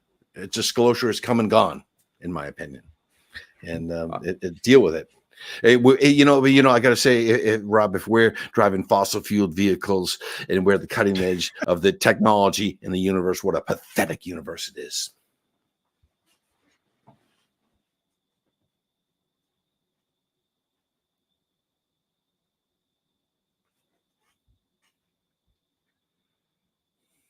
John, are you there? Yes, I am. Yes, sir. But my just remark was it's a pathetic universe if we have to rely on fossil fuel technology, if that's the cutting edge. So, well, especially if this reverse engineering theory is real. Another question is if reverse engineering is real, and I don't think it is, to the extent that the certain people in the UFO field believe it is, why are we still sending rockets to Mars? Why are we still sending rockets to the moon? Wouldn't we have the ability to use their engineering in order to get us from here to there in a Jetson mobile? Exactly right. Bending space, time, and light, a portal. And we're still lighting candles, right? Light that candle, shoot it up with rocket fuel. It's pathetic. And you're seeing that we see every other month one explode on a launch pad. They still haven't optimized that technology if they indeed have it, which I don't think they have. You and I have to say so long for tonight, my friend. Please let our listeners know how they can reach you. Yeah, then go to usfolklore.com or go to YouTube and look up The Folklorist, and you can see all the videos at New TV, NEWTV. Take care of yourself, John, you, and thanks for joining us. Yeah, peace be with Exo you. Nation. All right, buddy. Nano Shazbot. There we go. Hey, I just thought of something. Doesn't the Tic Tac look like the egg that Mark came from? Ooh. Ooh. So now we know. Another show on another day, my friend. Take care of yourself. Be well. Thank you. All right, Exo Nation, we'll be back on the other side of this commercial break at the top of the hour as we continue here in the X Zone.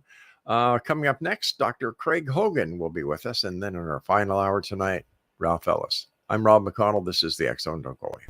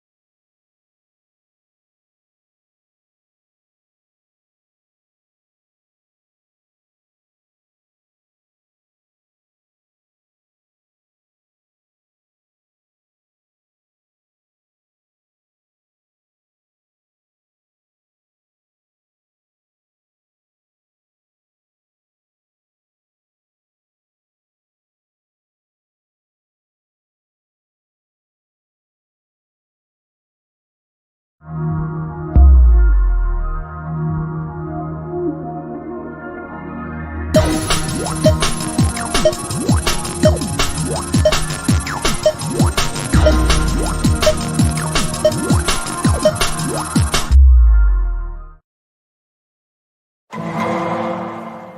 following program may contain coarse language, violence, nudity, mature subject matter, or scenes which may not be suitable for all viewers. Viewer discretion is advised. All Hit Radio.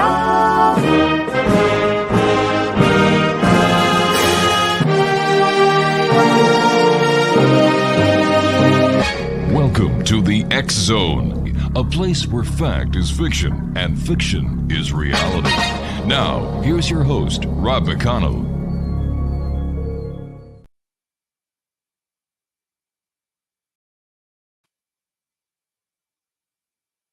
Here we go. Hit the wrong button there. I can't believe it. After 33 years doing the show, I hit the wrong button. Welcome back, everyone. This is the X Zone. I am Rob McConnell, coming to you from our broadcast center and studios in St. Catharines, Ontario. If you'd like to send me an email, xzone@xzoneradiotv.com, on all social media sites, X Zone Radio TV. And we're coming to you tonight on the Talkstar Radio Network, Mutual Broadcast Network. And let me see. And of course, Channel 54 on Simul TV. Our guest this hour is Dr. Craig Hogan. We're going to be talking about afterlife studies, afterlife communication, and much more. And we've had the pleasure of having Dr. Hogan on the show before. And Dr. Hogan, welcome back to the X Zone. Good seeing you, sir. Rob, it's a delight to be here. It's a different world. Everything is changing, and we know so much more than when I was here before. Oh, my gosh, it certainly has. First of all, thank you very much for joining us, Dr. Hogan. I know how busy you are. It's sincerely appreciated, sir. Dr. Hogan, for the people who haven't had the opportunity of seeing you or hearing you before, would you be kind enough to give us a little bit about who you are and how you were able to come to doing all the great work that you're doing now?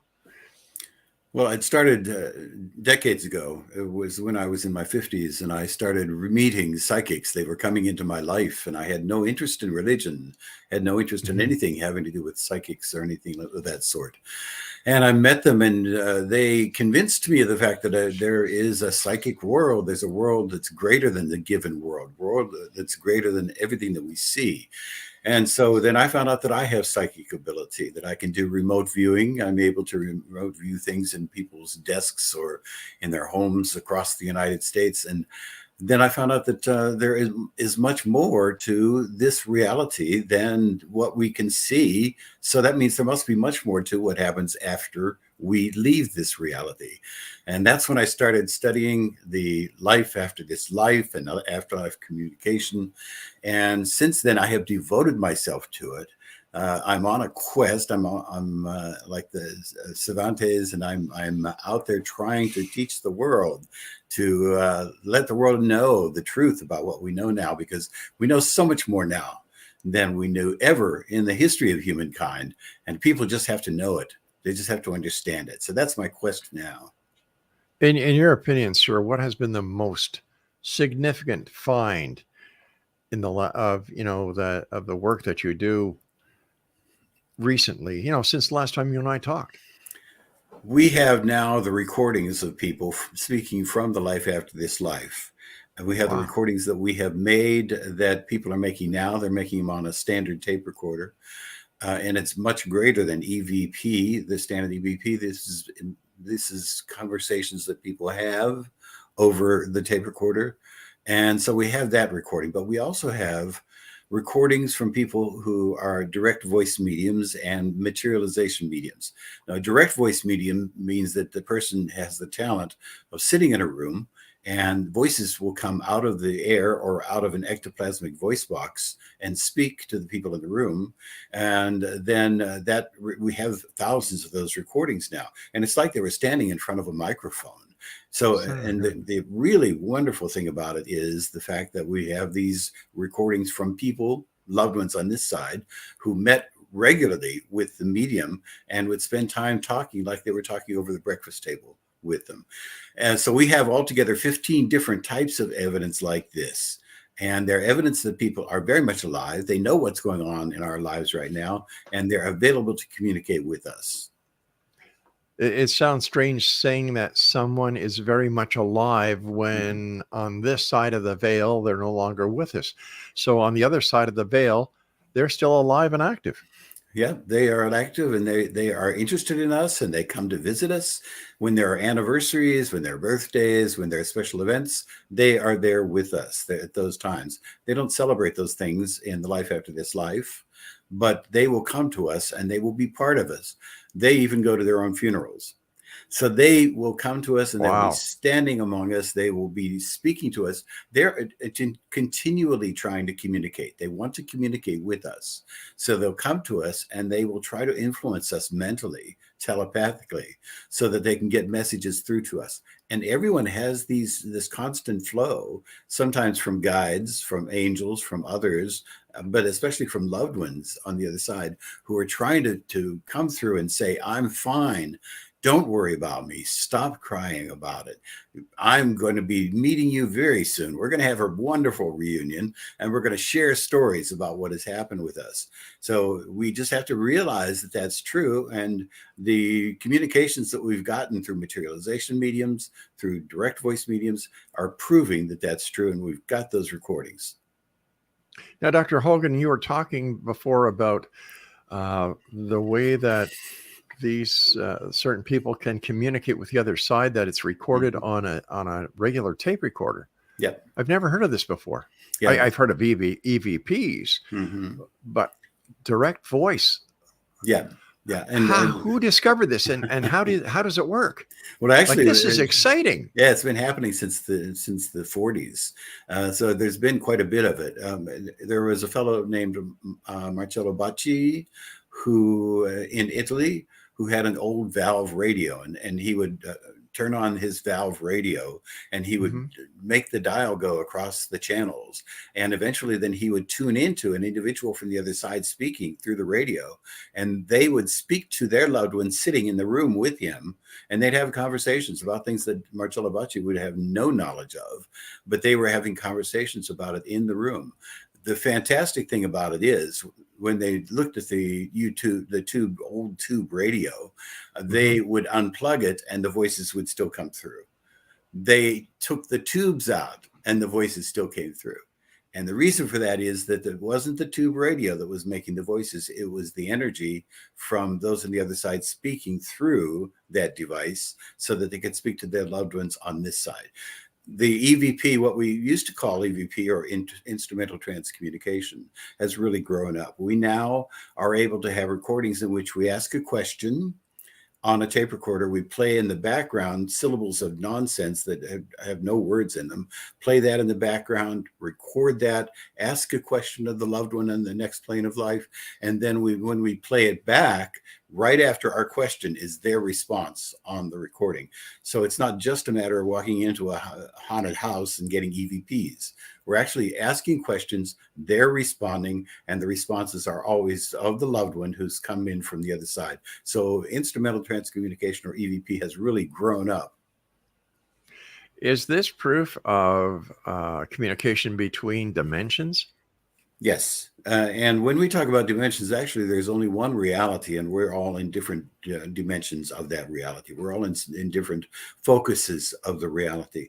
So that what happens when we go on from this life into the next life, what we're really doing is just changing focus. It's just as though we had been watching a waterfall and we turned around and we saw a hillside. And we're in two different focuses.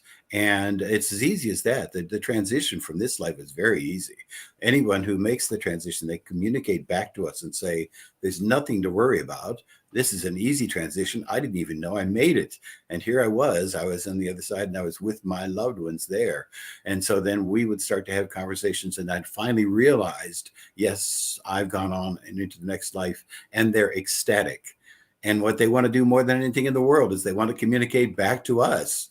And they want to say, everything is fine. Don't fear the transition that we call it death. There is nothing to fear.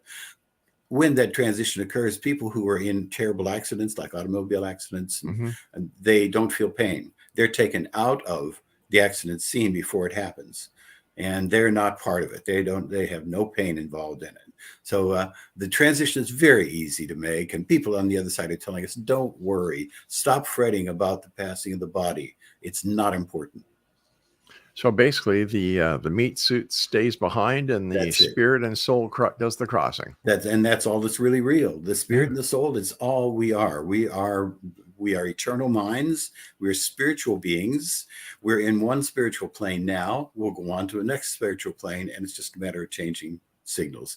So then, as you say about the other dimensions, we can call these other dimensions, but they're just the same change of focus. So they refer to them as being other eternities or other globes or other planets, but they're all simply one part of our universal intelligence, and we just change focuses from one to the next. And we can do that in our lives now. I mean, we can sit down and learn how to relax and communicate with our loved ones by going into that change of focus in our minds, so that we don't go anyplace, but we have that change of focus and they're able to communicate to us. So would this be like meditation? Meditation is one way of doing it. So all you have to do is sit down, relax, and what you're doing is you're shutting out the physical world. The part of our minds that is the awareness part is very small. It's an infinitesimal part, and that part of our lives really takes over and keeps us from getting what is there in great form, in very substantial form, which is the subconscious. And these messages that we get from our loved ones on the other side are coming up, bubbling up through the subconscious into that little tiny area of our awareness. Now, normally what happens in our daily lives, that little area of awareness is just filled. We're listening to things, we're hearing things, we're doing things. And so it doesn't have a chance to allow those things to bubble up from the subconscious, which is where their communication is coming from. If we can learn to relax the physical world and just let that part of our awareness sleep for a while, then those will bubble up from our subconscious. And meditation is a way of doing it. All right. If changing focus is all it takes in order to communicate with the other side, is it possible for the other side to have a change in focus and come back to this side? Yes. In fact, we have many instances in which people have spontaneously appeared to people on this side of life. There are two ways in which it happens. One is spontaneously, just out of the blue. There they are. They're sitting over in the room across from you. They've been dead for 2 years. Or in materialization mediums, where a medium sits in a room and has this energy, this ability to allow people to materialize in the room and speak to people. Elizabeth Kubler-Ross, whom most people will know, she has credentials that amaze. She was one of the 100 most influential people in the world. And she had a woman come to her while she was walking down the hallway in the University of Chicago. And the woman said, Dr. Kubler-Ross, I'd like to speak to you for just a few minutes. And so she walked down the hall with her towards her office, and she said it was the longest walk she had ever taken in her life, because she knew that this person who was walking with her was Mrs. Schwartz, a patient of hers who had died 2 years before. Oh my gosh. So she walked down the hall with her. They entered Dr. Kubler-Ross's office, and the woman had a conversation with her, and she said, please don't give up your work. Your work is very important. Stay with your work. And then Dr. Kubler-Ross had her write a little note to someone else, one of the other faculty members, so that she had something in her handwriting with the signature. And when the woman finished her conversation, she got up, she opened the door, walked out. Kubler-Ross ran to the door because she wanted to see who was out there. She looked up and down the hall, and there was nobody there. We have many of these instances of people spontaneously coming from the life after this life, and it's because of the fact that we are part of a universal intelligence. So that when we this is not a matter and energy world that is dead and full of stones and planets and the things that happen by accident. This is a world that's made out of intelligence, which is consciousness. Consciousness is the basis of being. That means they can change the rules anytime they want. And so if they decide to come through, then they do. All right, doctor, please stand by. I can't change the rule of commercials, so you and I will be back. Exonation, our very special guest this hour is Dr. Hogan. And if you'd like to find out more about Dr. Hogan, visit seekreality.com or afterlifeinstitute.org. I'm Rob McConnell. Don't go away. We'll be back right after this very short break. Are you ready? Because here we go.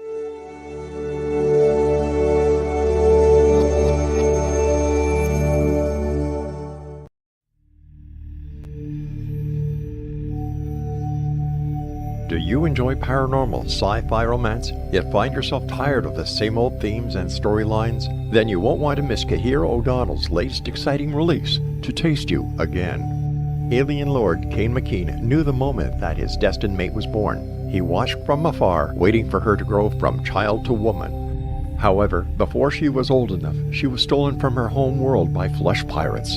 Kane searched 10 long years to find her held in a suspension chamber, a 10-year-old girl in a woman's body.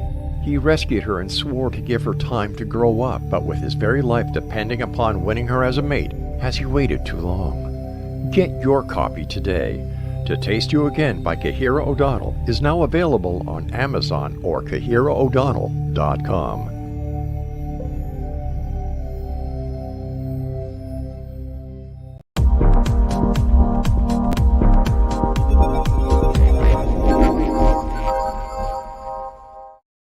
Welcome back, everyone. Dr. Craig Hogan is our special guest, and if you'd like to find out more about Dr. Hogan and the work he does, seekreality.com or afterlifeinstitute.org. Doctor, is it possible that what we're talking about this hour would explain the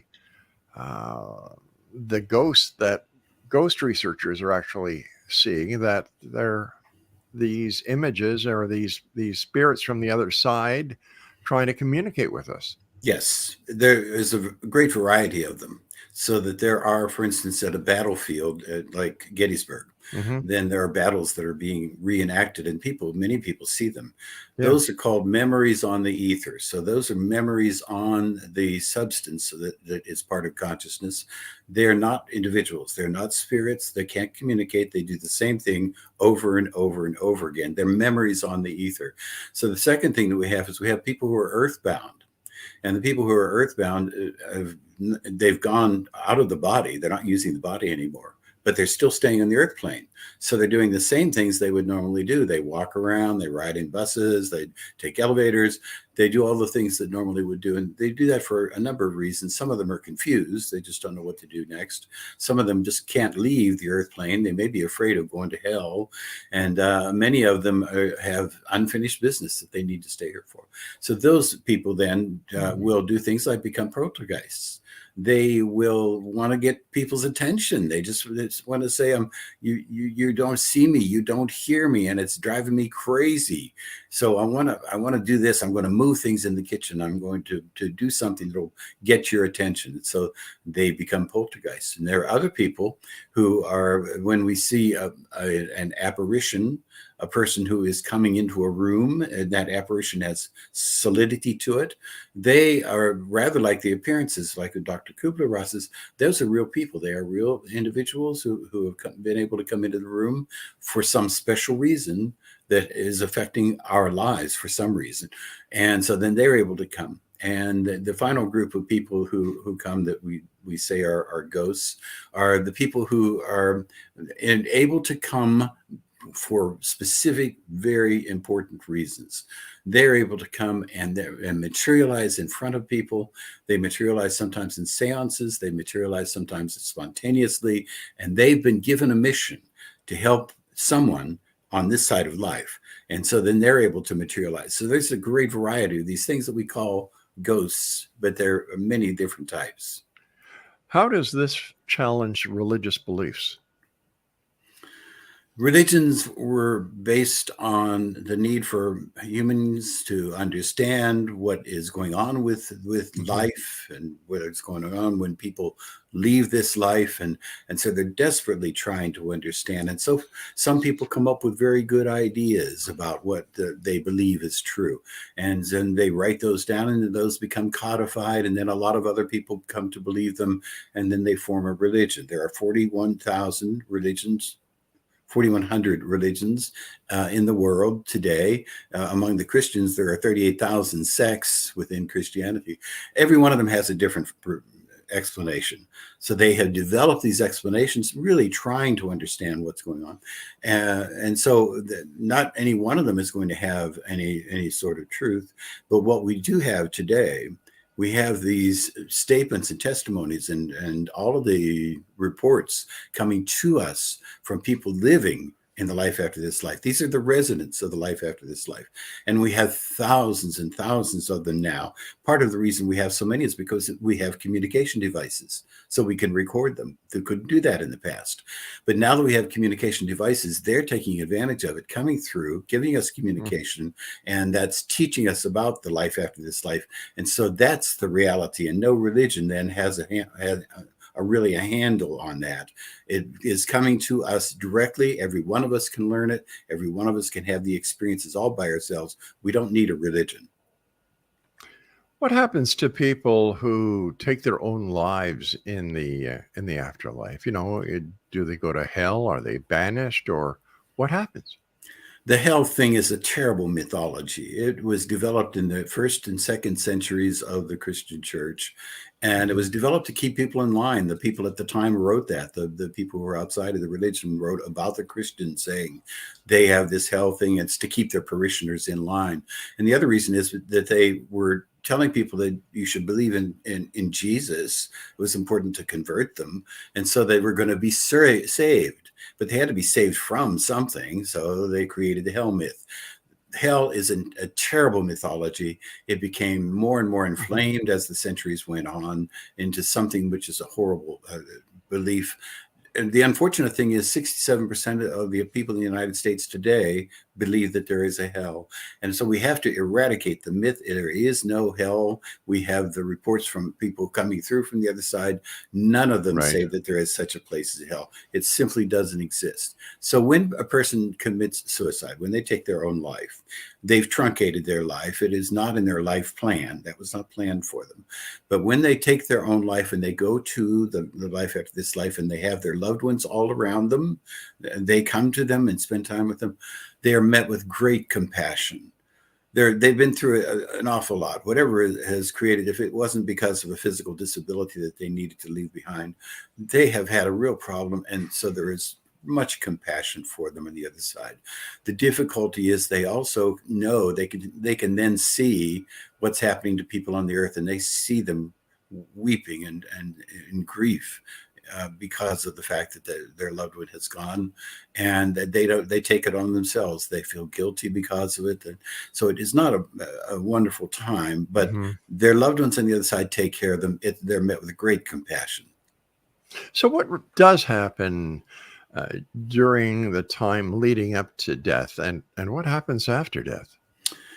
In the time leading up to death, there are two different categories of deaths. One is the sudden death, when there's an accident or there's something happen in war.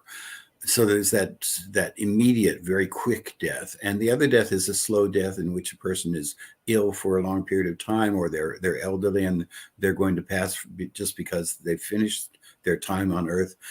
If they are suddenly taken out of the physical realm, then they very often will continue with what they were doing before they were taken out.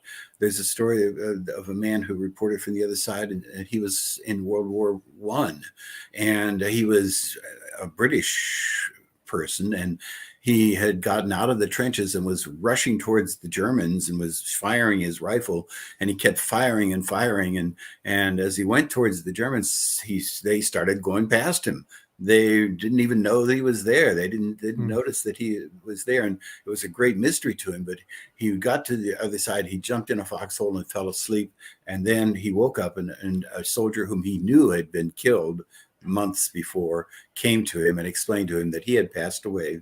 He was going on with his life just as though he had been in a body, but he was not. He was just, it was his mind, his soul. But if a person is after a period of time, after a long period of time, they've been ill, they're going to make the transition, they're elderly, then what will happen is the loved ones from the other side will come to them. they actually will see visions of them in the room. This is very, very common. You know, as one estimate is as many as 50% of the people who are lucid at the time that they pass have these visions. So their loved ones come to them, and they very often are up in a corner of the room, and they beckon to them. They put their arms out as though there's somebody there. They have conversations with them. They have dreams of them, so that they're helped with that process of going over to the other side. If they are in a condition where the body is in trauma, the body is shaking and obviously in pain, and the person is not in that body when that happens. When they're already passing, when they're already out, then they're not, that's just the body that's doing that. It isn't the person. The person's already out. So then that transition occurs, and the transition is very easy, and they feel wonderful afterwards. So why do you think that life is set up the way it is, Doctor?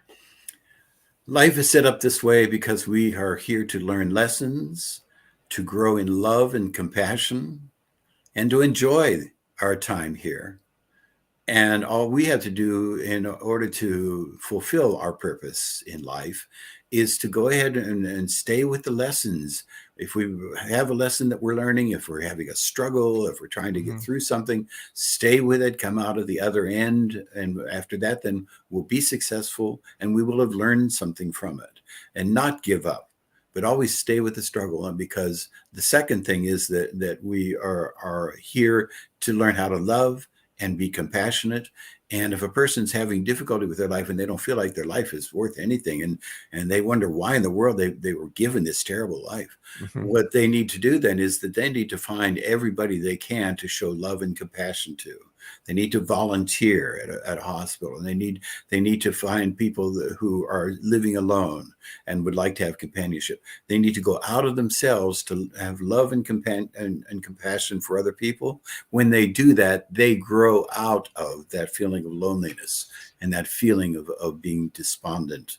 And so the third reason that we are here is to enjoy it. This really is paradise.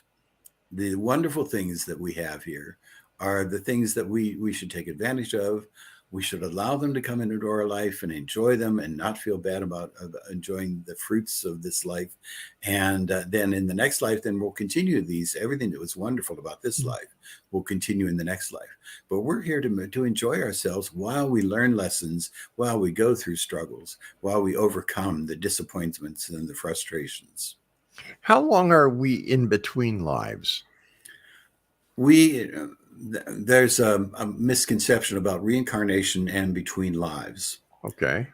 We grow up in Earth School. We acquire everything about our personality. When we started off as infants, we were tabula rasa. We were blank slates. We had nothing. So we grow up in Earth School, and we gain a personality, we get attitudes, we get feelings, we get desires, and those become the person that we are. That person that we become stays the individual that we are when we go into the life out of this life, when we change our focus into the next life. And we will stay with that personality through the rest of our lives, through the rest of eternity. We don't reincarnate. What happens is that our higher self, we are part of a higher self that has many personalities involved. And the higher self then will have fragments from other personalities that they'll bring into the planning for an individual, so that an individual who's about to be born and is going to go in through Earth School will have a framework from someone else who lived in the higher self, or pieces or bits of what they'd had, because they want to learn these lessons. They want to learn them, and this other person didn't learn them. So then that framework that comes into this life is one of the other individuals in the higher self who is still remaining an individual. And that's where we have the pre-death, pre-birth images, the anything in a regression, a past life regression. These are coming from those other frameworks that are part of who we are. So there really isn't a life between lives. We go from this life into the next life, and in that life we continue our growth. But it's a wonderful life, and we stay with it. We can be there for thousands of years if we want, but there is no real life in between lives, because there really is no reincarnation of an individual. We as individuals stay individuals throughout eternity. All right, doctor, stand by. We've got to take a break. And Exo Nation, I'll be back with Dr. Craig Hogan on the other side of this very short break. Once again, to contact Dr. Hogan or to find out more about the great work he does, visit seekreality.com and afterlifeinstitute.org. I'm Rob McConnell. I'll be back on the other side of this break with Dr. Hogan. Don't go away.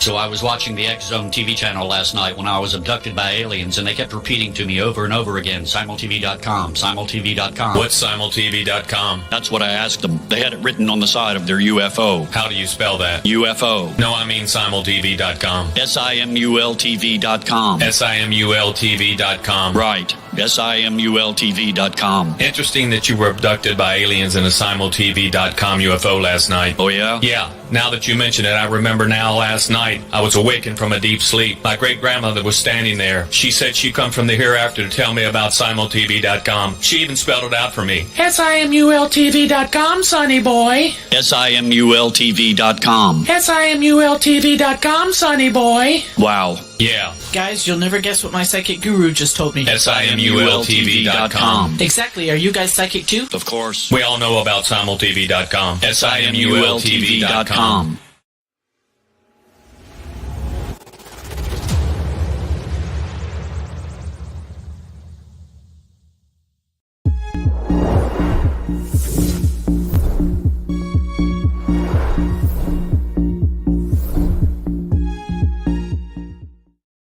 Dr. Craig Hogan is our guest. I'm Rob McConnell. And doctor, let's say somebody, I'm not going to say let's say, when somebody passes and they go to the other side and they communicate with us, while they're on that other side, they haven't gone into a new life yet. Am I correct? Right. They don't go into a new life ever. They will stay the individuals that they are. We have had records of people coming through from the Roman Empire. Confucius has come through from the other side. We have people who have said in a book by Anthony Borgia, a medium, that he had people that he met there who were there for 1,000 years when he met them. And from there, then they will continue to grow and they will become more and more celestial. In other words, then they will become more the individual that we would think of as an angel or God, but it really is just the individual becoming more and more loving, more and more compassionate. So their entire being is love and compassion. Are they able to go back and forth in time? Yes. So what they actually can go to an incident that if you wanted to go to Elizabeth I's court in the 16th century, then you could go back there and you could observe what was going on. You can't interfere. I mean, you can't do anything about it when you go there. You can't become a participant, but we can relive incidents in our own lives. So they do permit us to relive the incidents in our own lives, but they are, in a sense, rather like a stage show. It isn't that you're there and you're changing things, but you are reliving it and you're doing things differently to see what would happen. And so we do have the opportunity to do that. It's a wonderful opportunity. These are all things to help us to grow. That's the purpose of it. So we're continuing to become more loving, more compassionate, and more wise as we go through eternity. Fascinating. Truly fascinating. You sent us some information about a new organization called Seek Reality Online, intended to teach people who currently know nothing about the afterlife and afterlife communication about the realities we know to be true. Tell us about that. That sounds like a wonderful thing. We had several years ago begun the Afterlife Research and Education Institute. And what we were trying to do with the Institute was to help people who were teaching others about the realities that we know to be true. And we found out that we really were helping these researchers and these educators do that work. But we realized that if we're really going to have an impact to really help people to understand and make a change in humankind as a result of that, then we needed to bring the message directly to everyone in the public. We needed to let them know what it is like in the transition, what life is like in the next life. And so we formed SeekReality.com. SeekReality.com has videos, instructions, articles. We're going to be having Zoom groups in which people can get on and ask questions. And we're going to do everything that we can to spread the word, to help people to understand the realities. There should be no fear of death. There should be no fear of death. And we have to eradicate that problem of the fear of death, and the fact that people feel like at the end of their life, they have to get hooked up to huge machines in a hospital to live a few weeks longer, when they could be at home and they could do their passing with their loved ones. If we didn't fear death, we wouldn't have that problem. So our goal in SeekReality.com is to help everyone, help as many people as we can get to understand the realities, so they lose their fear of death, they treat other people differently, and they really look forward to the experiences that they're having now and the experiences that they'll have after they make the transition. If the information is put out there as you would like it to be put out, that you don't have to fear death, and people learn about what you and I have been talking about this evening, isn't that opening up the door to the possibility that people will take their own lives knowing there's no consequence, and that they believe what they're doing will get them to the other side faster, and that there will be no consequence for their actions? Yeah, that's a common question. When a person understands this, when you really understand the fact that you are a spiritual being, you are an eternal being having a physical experience, right? It changes your viewpoint. Then you no longer feel that you need to leave this realm. You're willing to follow through with it and stay with the people whom you love. You're growing in love and compassion. So if you really understand and know what the afterlife is like, and that it is a wonderful world that you'll be entering, then you also will know that you have things to do in this life, and you need to stay here with your loved ones and stay with them in love and compassion and continue to grow with them. So that's concomitant with that understanding about the afterlife. Let's take an example of somebody who has had a history of drug abuse. They're homeless. Their families have disowned them. They look at a life that is marginal. They say, well, wait a second. I just heard about this where I can just cross over. I'll have it made. I don't have to worry about eating. I don't have to worry about pain. I don't have to worry about anything. And they take their own life. And that is one of the things that people do believe, not because of what we're teaching, but they just the reason that people take their own life is that they believe that this will help them to escape from a life that's miserable, that they want to be out of, and they're not worried about what happens next. But is it possible that this will open up a greater opportunity for people to think that way? And if the person really understands that if they have no fear of death, they have no fear of what's going to be happening, and they realize that they're going to be entering a life after this life once they leave here, then they are not going to want to then take their own life, because they'll realize that there are things that they have to do here. There are people they have to meet. The other thing that must happen in our culture is not only does the individual need to understand this, but our whole society does. Our society is spiritually backward. And so then a person who is homeless or a person who's having a difficulty, they should be able to go to people who show them love and compassion. They should be able to. The churches, unfortunately, are not the places to go. Here we go, have these buildings and all these officials of these churches, and people don't feel like they can go there and have their needs taken care of. They should. And if society changes, if society becomes more loving and compassionate, then we won't have people who are destitute. They'll have people who can hold them up. And that's what we're looking forward to. As we change humankind, people will change. I would love to see that happen, Doctor. However, when you look at the world the way it is now, it is a money-based existence. Yeah.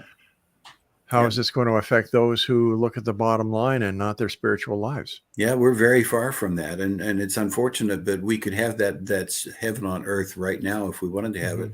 So we've got a long way to go before we have the kind of society that we would like to have, where the people are concerned about each other, where they are doing things for other people more than doing things for themselves, where they're willing to give anything of themselves to other people in service to other people. We have a long way to go. So you're right about the fact that right now we have a world in which we have to have police, we have to have people who are who have soldiers, we have to have judges, and we have to have all of these things to keep people from creating havoc for other people.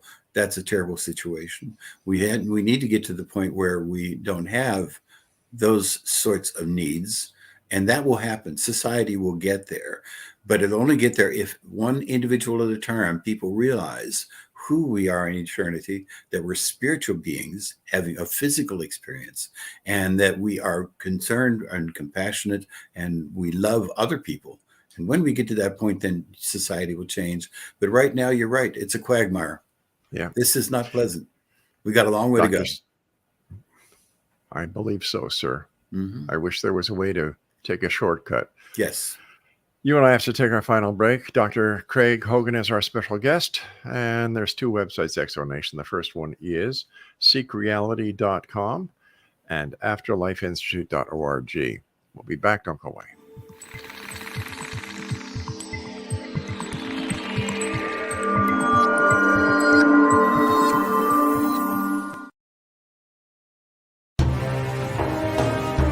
To be accosted in her bed and abducted by aliens was the last thing Michelle expected.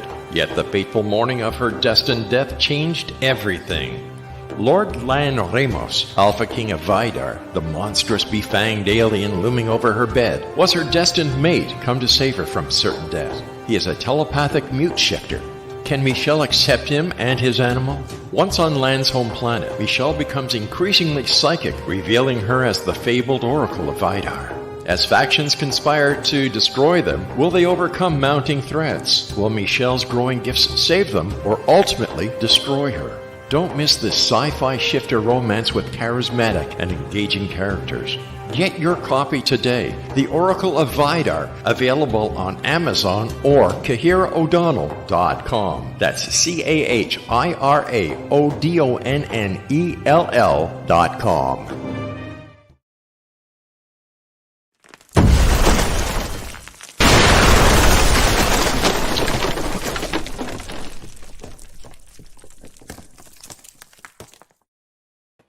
And welcome back. Dr. Craig Hogan is our special guest. First of all, Dr. Hogan, thank you so much for joining us tonight, sir. It's always a great pleasure talking to you. And I must say that the research and the findings and the proof that you've come up with,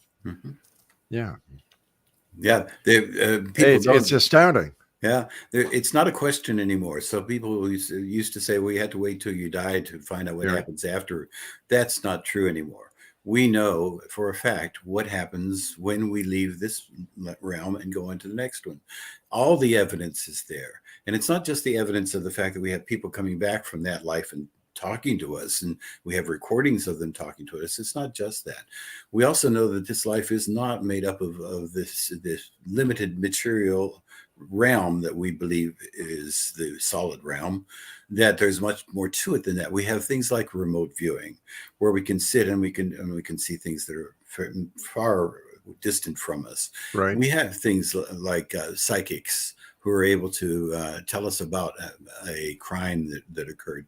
We have all of these indications that this life that we see that looks like it's just matter and energy, that it's just the solid stuff that's around us, is not all there is to this life. There's much more than it is. And the reason or the result of that is the fact that we know that we are going to continue after this life. Everybody's going to continue. There's nobody who's not going to. And there is no such thing as a hell. We can look forward to that life after this life when we can breathe. But we've got things to do here. We have lessons to learn. We have people to love, and we have things to enjoy.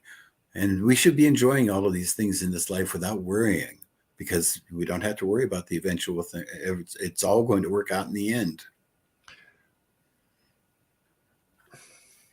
If we are to enjoy ourselves, learn, and we go, and when we pass, go into the next realm or the next parallel universe or to the other side, Mm-hmm. what is it? What is it all for? Like, what is the final mission?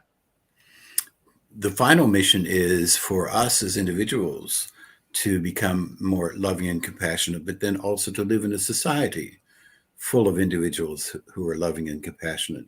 If you can imagine what it would be like on Earth, which we're very far from this, but if you can imagine what it would be like on Earth if all people were more concerned about other people than themselves, they were seeking to find ways of taking care of the other person's needs more than their own.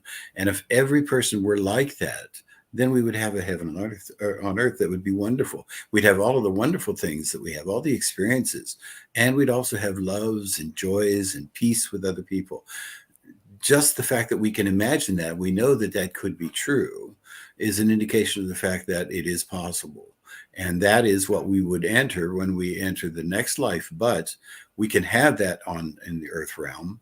It's up to us as individuals to become all we can become individually.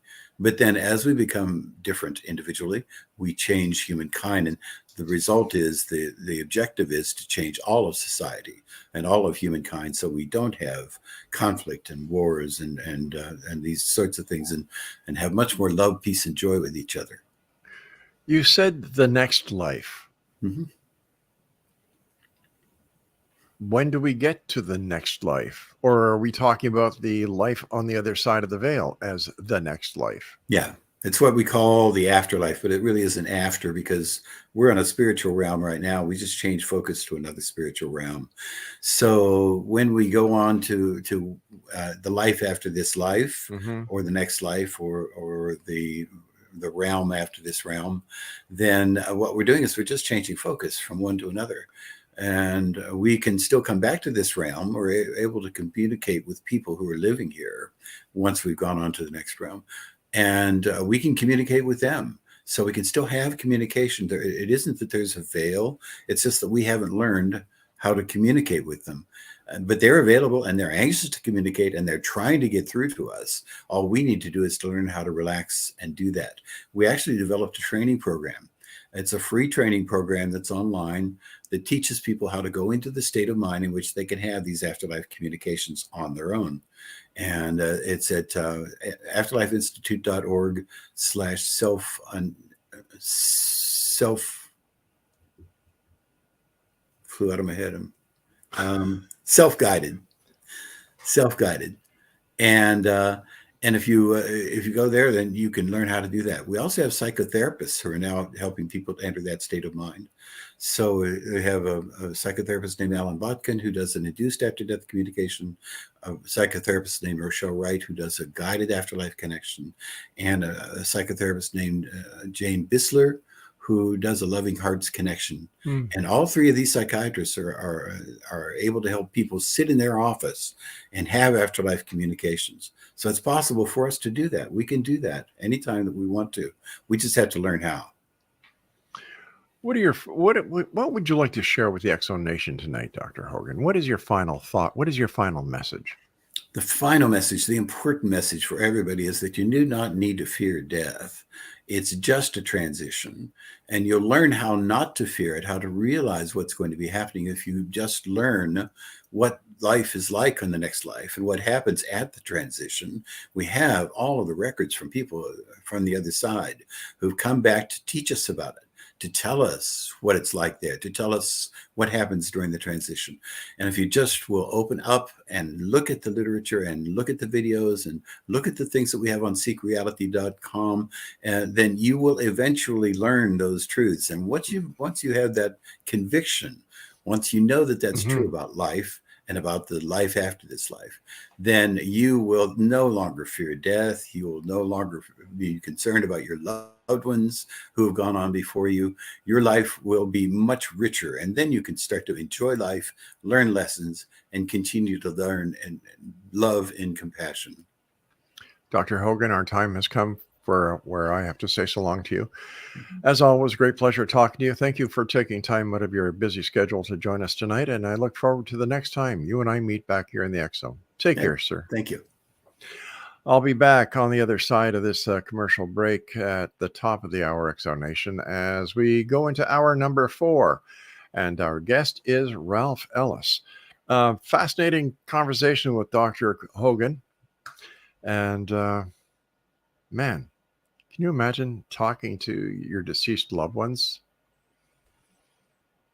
That would be quite cool, wouldn't it now?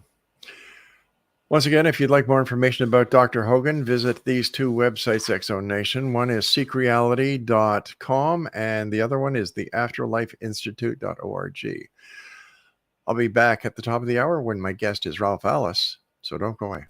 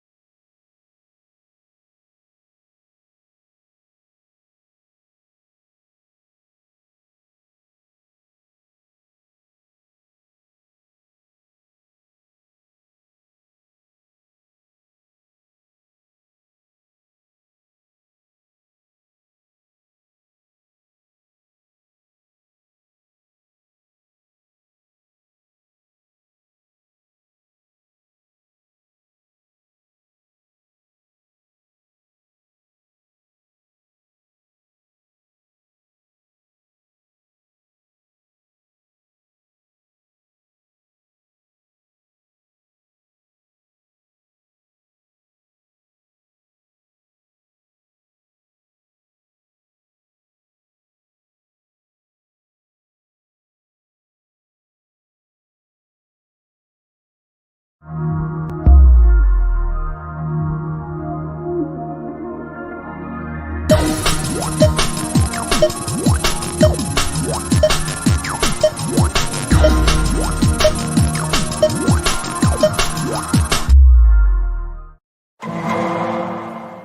following program may contain coarse language, violence, nudity, mature subject matter, or scenes which may not be suitable for all viewers. Viewer discretion is advised. All Hit Radio.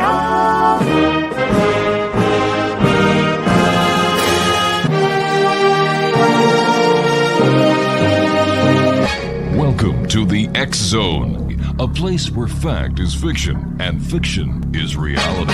Now, here's your host, Rob McConnell.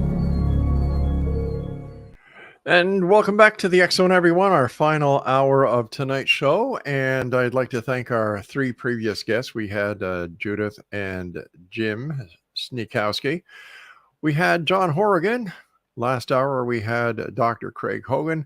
And this hour, we have the pleasure of having Ralph Ellis on our show tonight.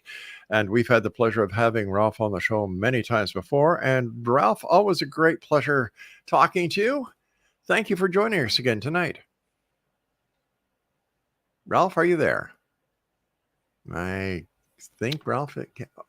Oh, I heard him. I heard him. Good to be back with you again, Rob. Very well, thanks. Here, but we're doing well. Okay, we're having a bit of audio lag here tonight. Let's have a look. Yeah, you're on. You're on, but we're having a bit of a lag. There's a sounds like a time space distortion. Yeah. Are you there, Ralph? Where did he go? Craig, what did we do to poor Ralph Ellis? Where did he go? There he is again. Oh, here you are, Ralph. Okay, so can you hear us, Ralph? Ralph, are you having problems with your headset? Because we're talking. Yeah. I have no.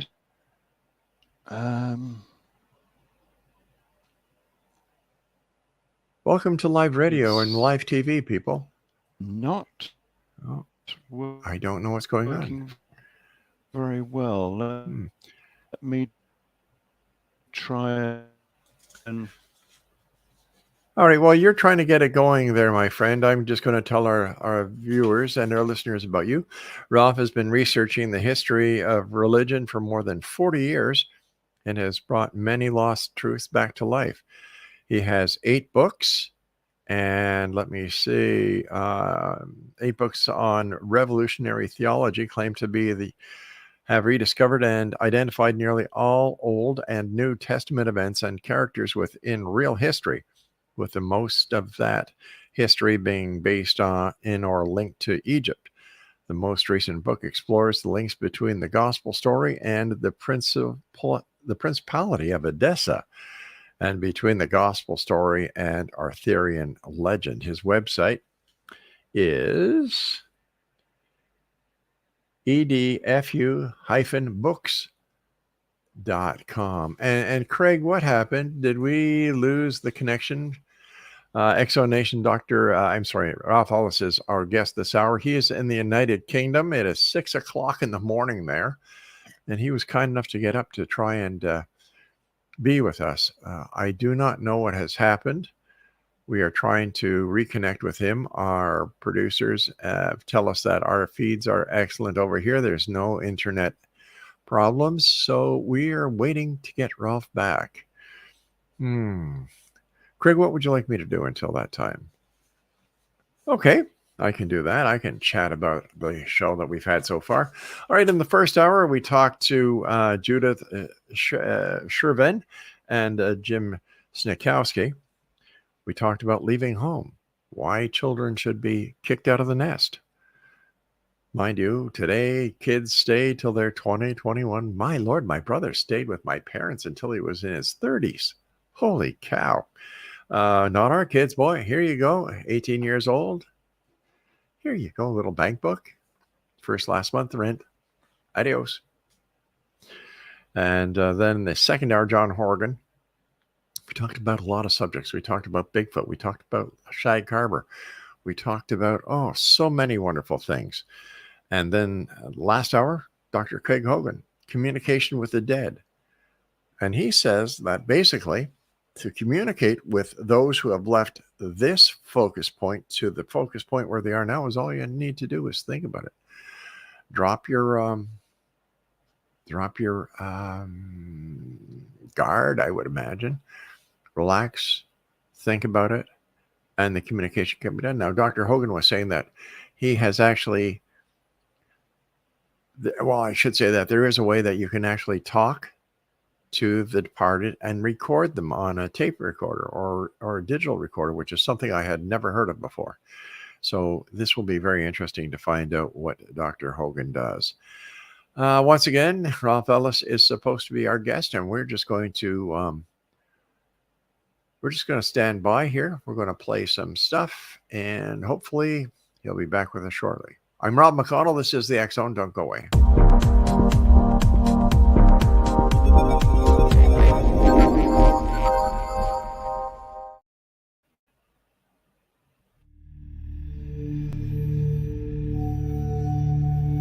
Do you enjoy paranormal, sci-fi romance, yet find yourself tired of the same old themes and storylines? Then you won't want to miss Kahira O'Donnell's latest exciting release, To Taste You Again. Alien Lord Kane McKean knew the moment that his destined mate was born. He watched from afar, waiting for her to grow from child to woman. However, before she was old enough, she was stolen from her home world by flesh pirates. Kane searched 10 long years to find her held in a suspension chamber, a 10-year-old girl in a woman's body.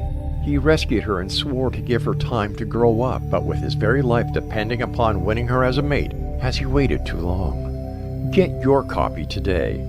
To Taste You Again by Kahira O'Donnell is now available on Amazon or KahiraO'Donnell.com.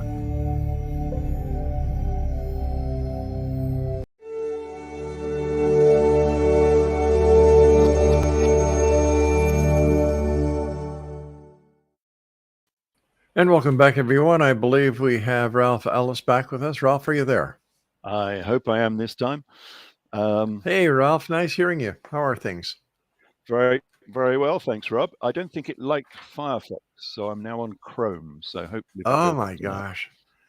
Well, we're glad you're with us. And thank you so much for getting up so early to be with us, Ralph. It's always great talking to you. Pleasure. You're still at it. You're still at, the truth behind history and religion. And tell us about your latest adventure.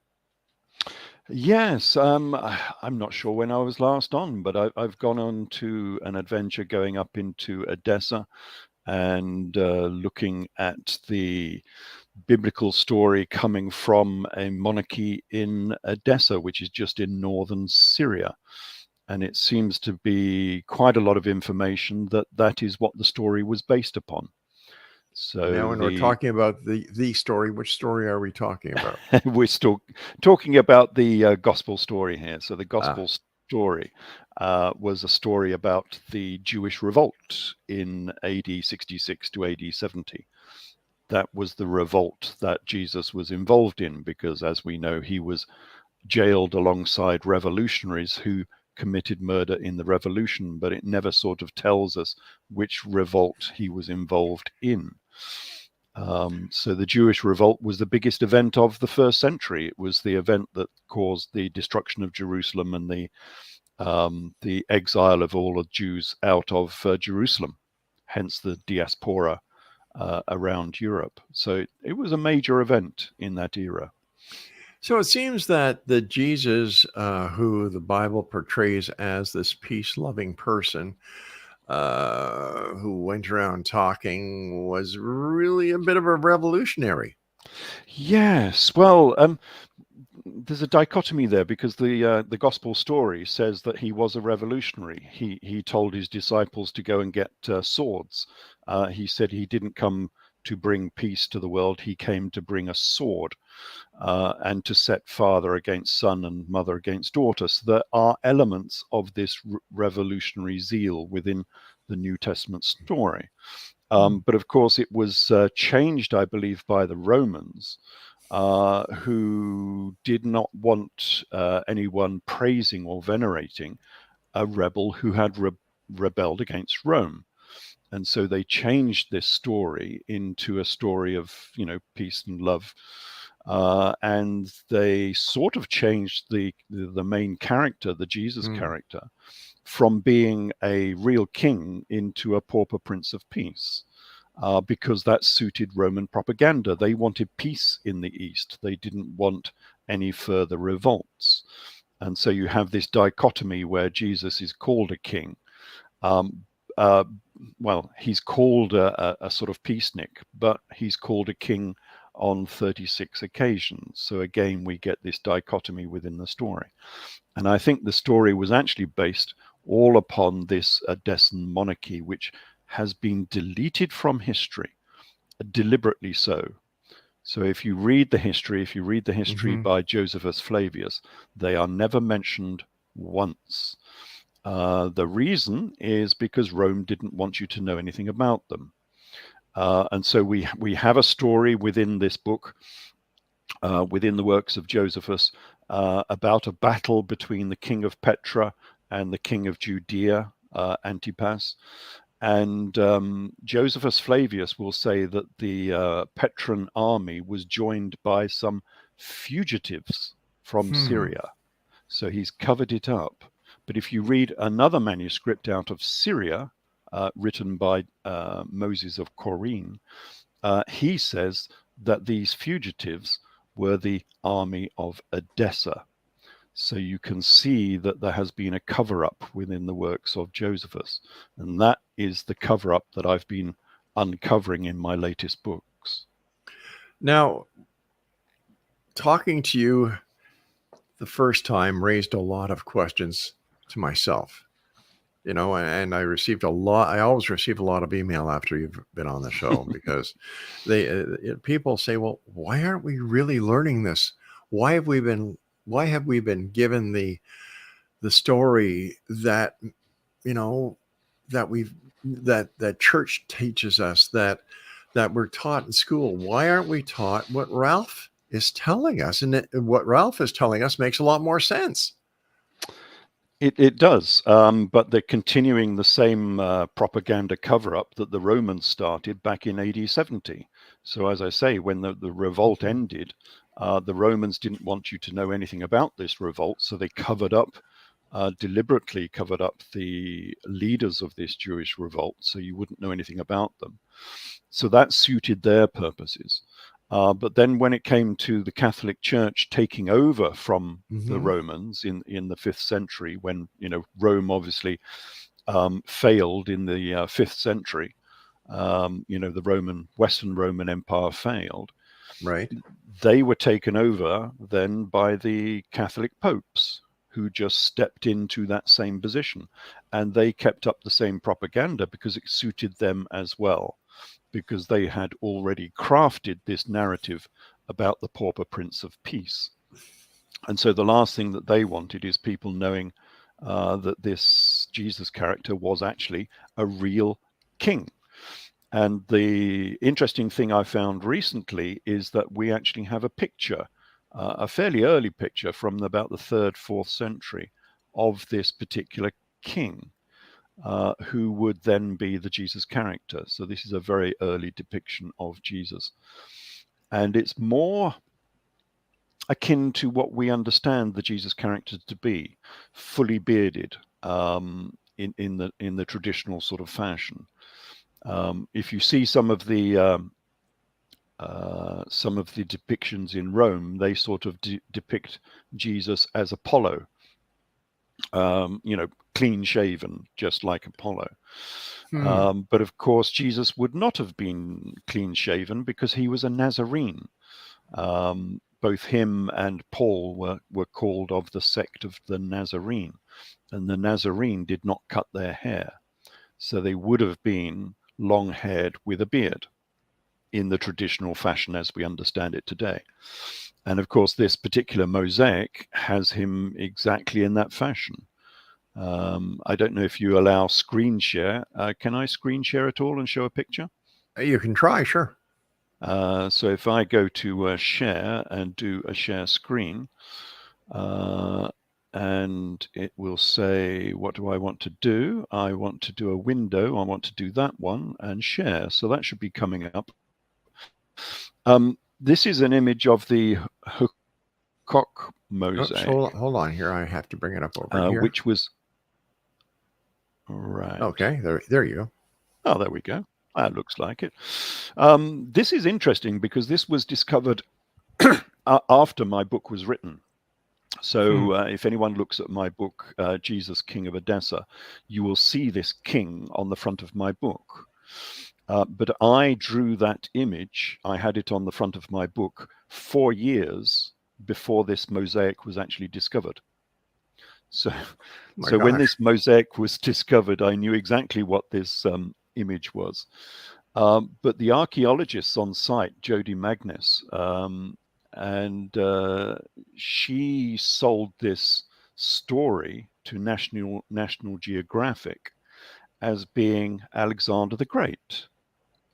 So they had this wonderful splash headline saying, Mosaic of Alexander the Great discovered in Judea, because this is in sort of northwestern Galilee. And of course, it's not Alexander the Great at all. And they should have known that, because they had enough academics on site that they should have known what this story is.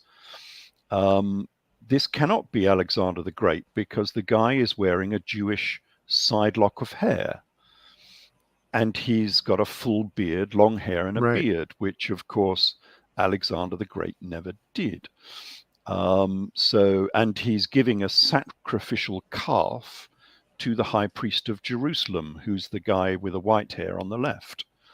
So we know this cannot be Alexander the Great, and yet they sold this story to National Geographic as being Alexander the Great in 300 odd BC.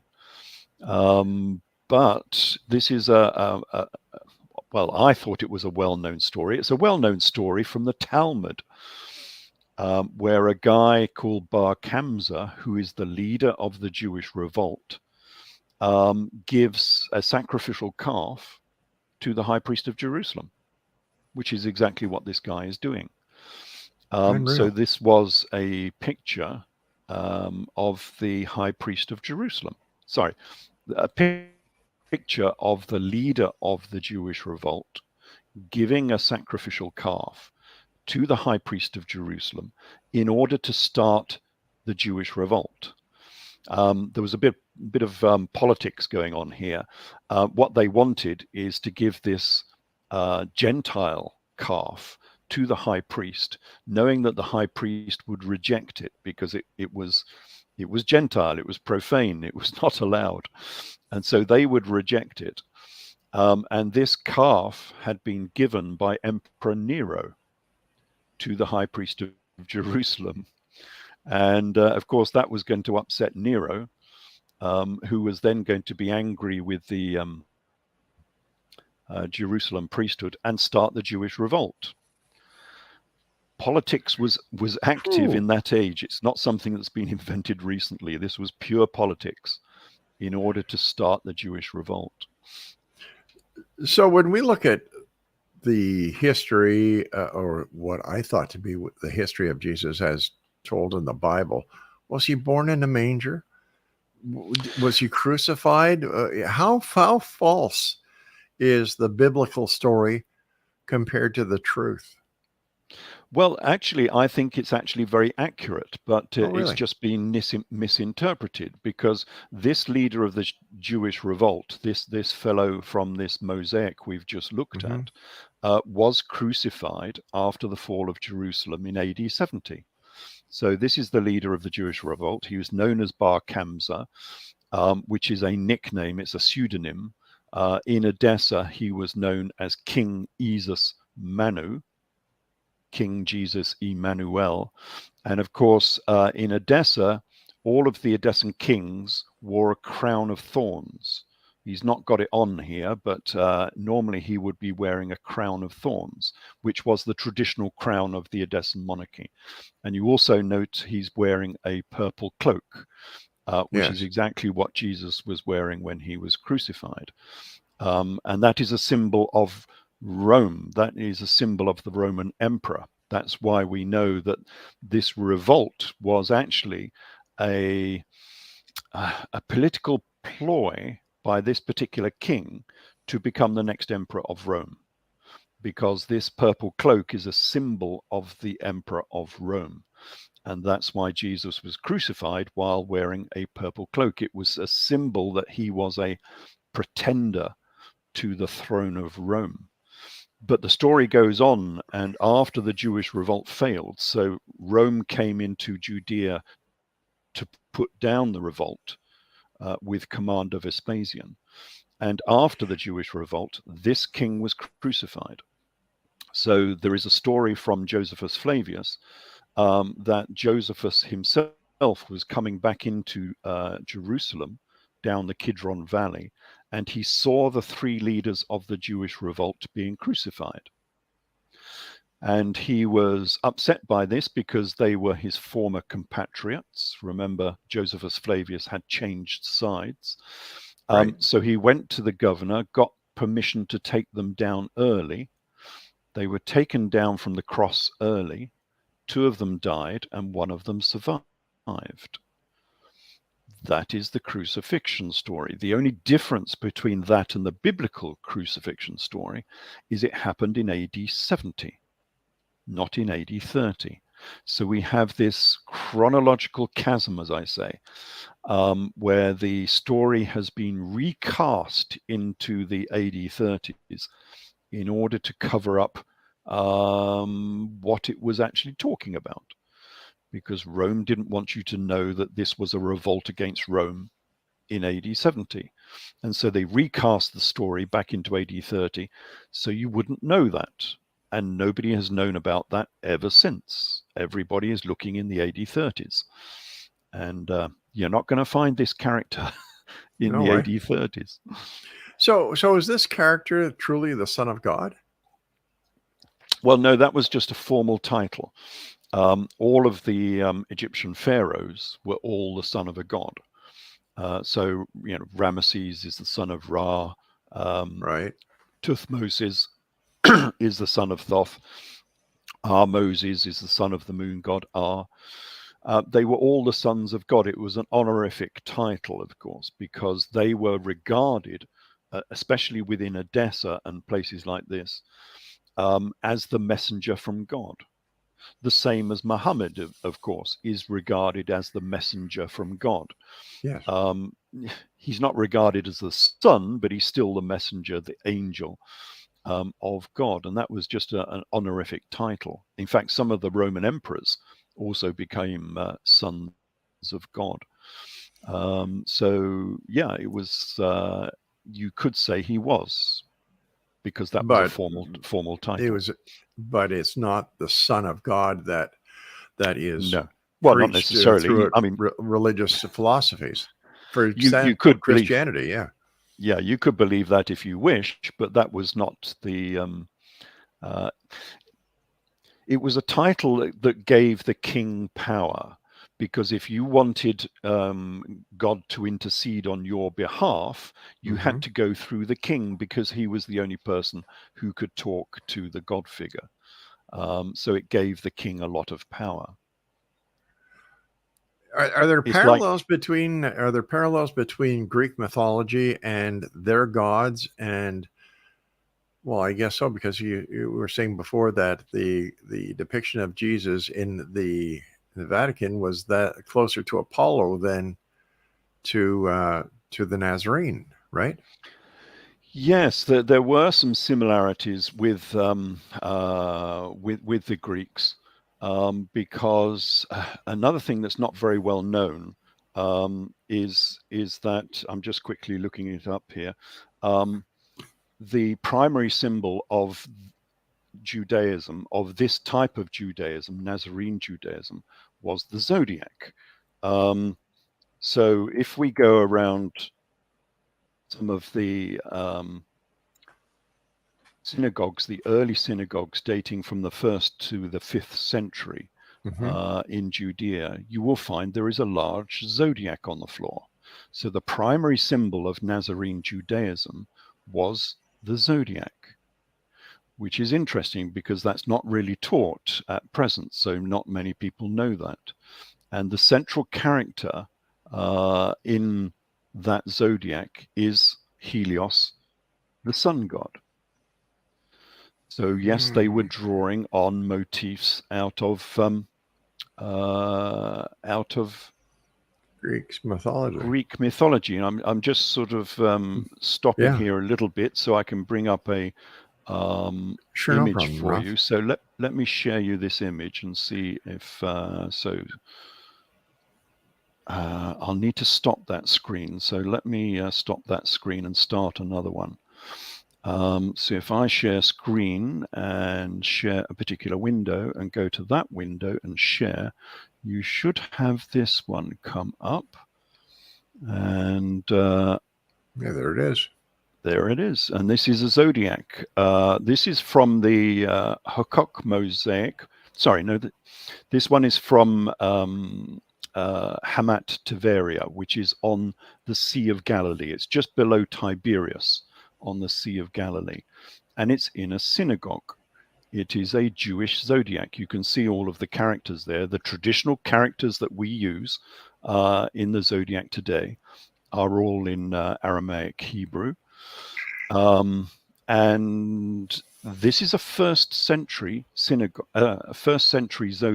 which was owned by Jesus, because Josephus Flavius tells us so. Now, he says that the owner was Jesus of Gamala, who I have already equated with the biblical Jesus, who was the governor of Tiberias in the AD 60s.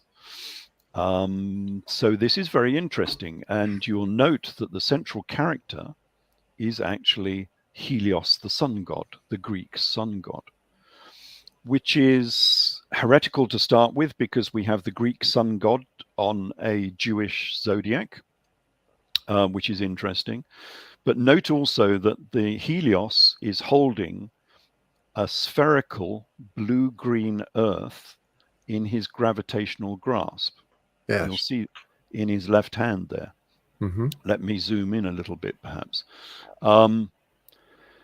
So the heliocentric model of the solar system was known in this era because the sun is holding the earth in his gravitational grasp. And the head of Helios is pointing between Pisces and Aries. So this is the 1st century. Within precession, of course, all of these constellations of the zodiac move, and Aries turned into Pisces in about AD 10 within precession. And of course, that is why Jesus was born as a Lamb of God, Aries, but became a fisher of men, Pisces. This is all about the precession of the equinox. That's why the Pope, that's why the symbol of Christianity is the fish. It's why the Pope wears the fisher ring, and he wears the fish mitre, the sort of fish mouth mitre, you might say. His formal crown is all based upon these zodiacs.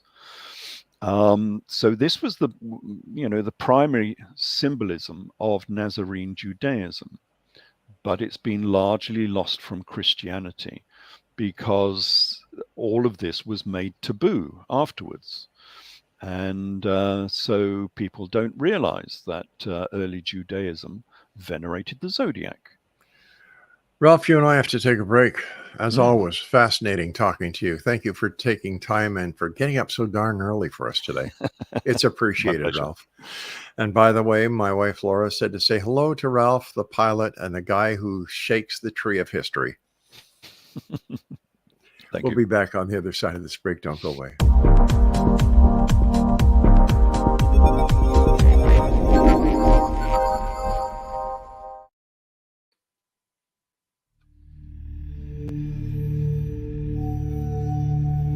Do you enjoy paranormal, sci-fi romance, yet find yourself tired of the same old themes and storylines? Then you won't want to miss Kahira O'Donnell's latest exciting release, To Taste You Again. Alien Lord Kane McKean knew the moment that his destined mate was born. He watched from afar, waiting for her to grow from child to woman. However, before she was old enough, she was stolen from her home world by flesh pirates. Kane searched 10 long years to find her held in a suspension chamber, a 10-year-old girl in a woman's body. He rescued her and swore to give her time to grow up, but with his very life depending upon winning her as a mate, has he waited too long? Get your copy today. To Taste You Again by Kahira O'Donnell is now available on Amazon or KahiraO'Donnell.com.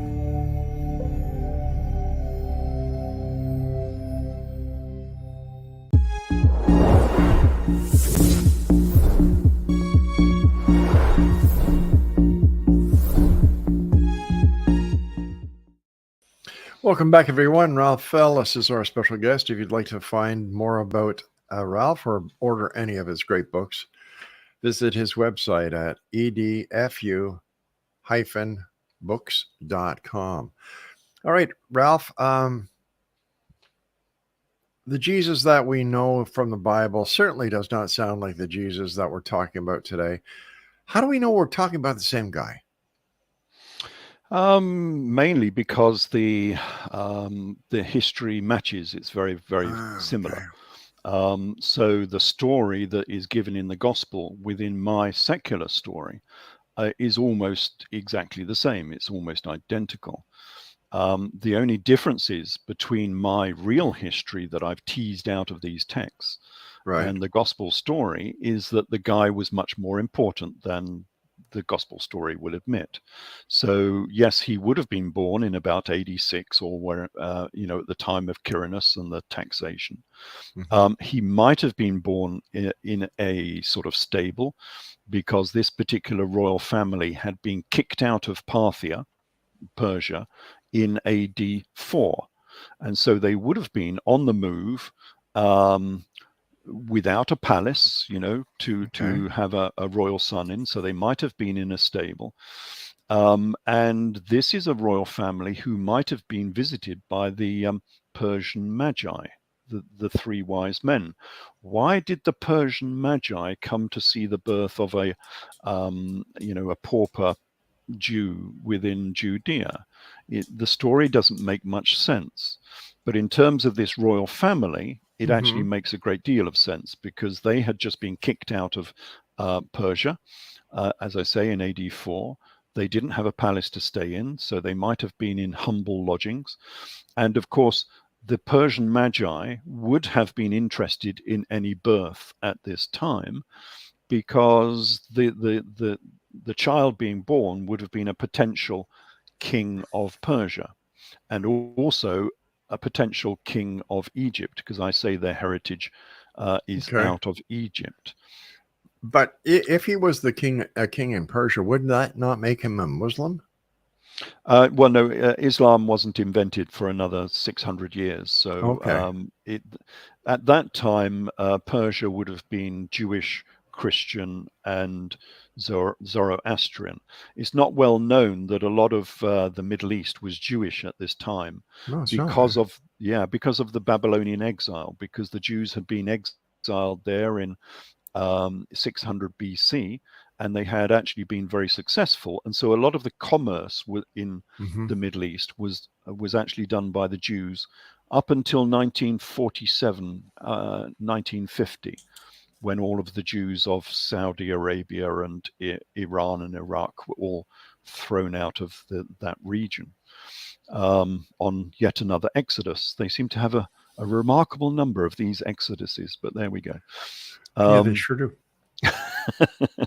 So yes, at that time, those lands would have been partially Jewish, and these particular monarchs, the monarchs of Edessa, were Jewish, and they became Nazarene Jews. We have this from the Talmud. So the Talmud says that Queen Helena, who was the queen of Edessa, she became a Nazarene Jew in the AD 50s. She went through an initiation to become a Nazarene Jew. And this brings us on to another connection that Queen Helena gave the famine relief money to Judea in AD 48 when there was a great famine in Judea. And it's well known from history that the famine relief money to alleviate that famine came from Queen Helena of Edessa. But if you look into Acts of the Apostles, you will find that that famine relief money was given by Agabus, a prophet called Agabus. But it's quite obvious that that prophet was actually King Abgarus, who was the husband of Queen Helena. King Abgarus was the king of Edessa. And so he appears in Acts of the Apostles. And I'll just get a quick reference for you here. So this is a famous little verse from Acts 11:28, where Agabus prophesies this famine and sends famine relief money down to Judea. But the interesting thing about this is that this famine relief money was sent by the hands of Saul and Barnabas, the two apostles, the famous apostles from the gospel story. And that's interesting because it means that Saul and Barnabas were ambassadors of the Edessan monarchy. And that's interesting. Yes. Now, I was just going to ask you, this Jesus, did he perform miracles? Did he raise the dead? Where do all these come from? When Christ brought Lazarus back from the dead and the other miracles that he performed. Yeah, that's an interesting one because I've been through the same ceremony myself. And essentially, it's just a Masonic third degree. Any Masons out there who have been through the third degree, that is the raising of Lazarus, is exactly the same. That's why Lazarus comes out of the tomb hoodwinked, much the same as you do in present ceremony. That is why Jesus was known as a carpenter.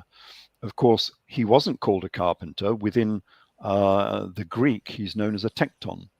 And a tekton is an architect, a speculative architect. In the Greek, it still means Freemason. So Jesus was effectively the grand. Yeah, he was a Mason. He was the Grand Master of the Judean Lodge. And so the raising of Lazarus was just a third degree raising. In exactly Boy, that opens up a lot of doors to a lot of thinking, to a lot of connections.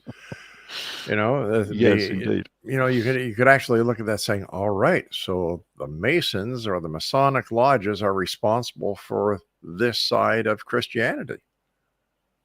Yeah, Jesus would have been a Mason. That's why he was known as the cornerstone. That's why his primary disciple was known as Peter the Stone, because it's all sort of Masonic imagery. And he probably was the keeper of the sacred stone, because there was a sacred stone running around this region at this time, which was known as the Elagabal stone.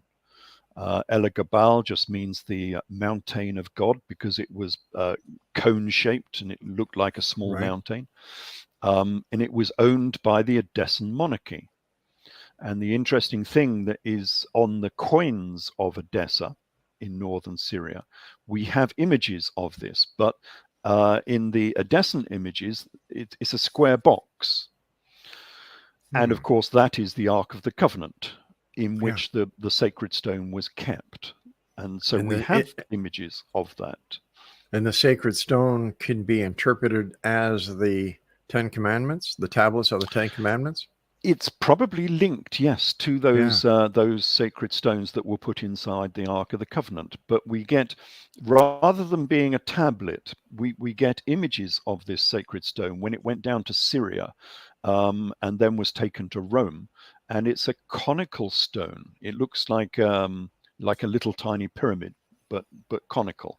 It was probably only about 50, 60 centimeters high, so it was quite small. But it was supposed to be a meteorite, so it was probably metallic. Yeah, and it became sacred, I think, maybe because it was magnetic, and magnetism was a very strange force which people maybe didn't understand. You know, if you put a sword near this stone, maybe it was attracted to the stone, which would be very strange. It would be as if, you know, the hand of God had just come out and taken the sword out of your hand.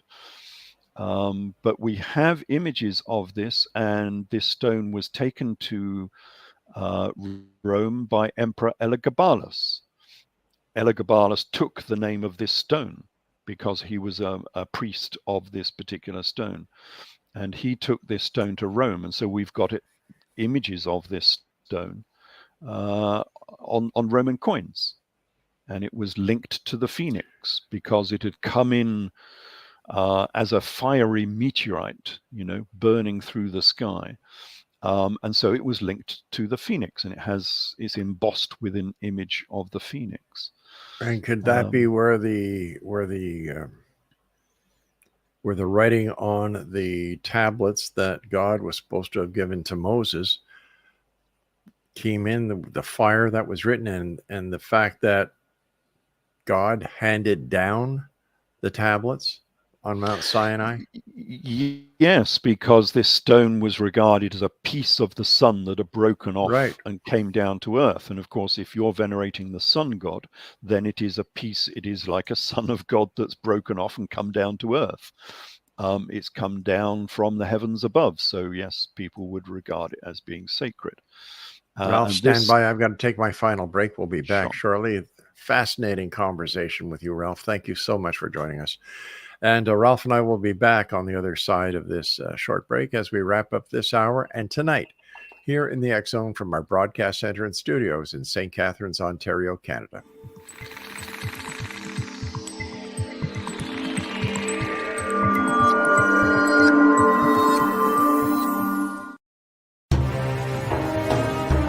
To be accosted in her bed and abducted by aliens was the last thing Michelle expected. Yet the fateful morning of her destined death changed everything. Lord Lan Ramos, Alpha King of Vidar, the monstrous befanged alien looming over her bed, was her destined mate come to save her from certain death. He is a telepathic mute shifter. Can Michelle accept him and his animal? Once on Lan's home planet, Michelle becomes increasingly psychic, revealing her as the fabled Oracle of Vidar. As factions conspire to destroy them, will they overcome mounting threats? Will Michelle's growing gifts save them, or ultimately destroy her? Don't miss this sci-fi shifter romance with charismatic and engaging characters. Get your copy today, The Oracle of Vidar, available on Amazon or CahiraO'Donnell.com. That's CahiraO'Donnell.com.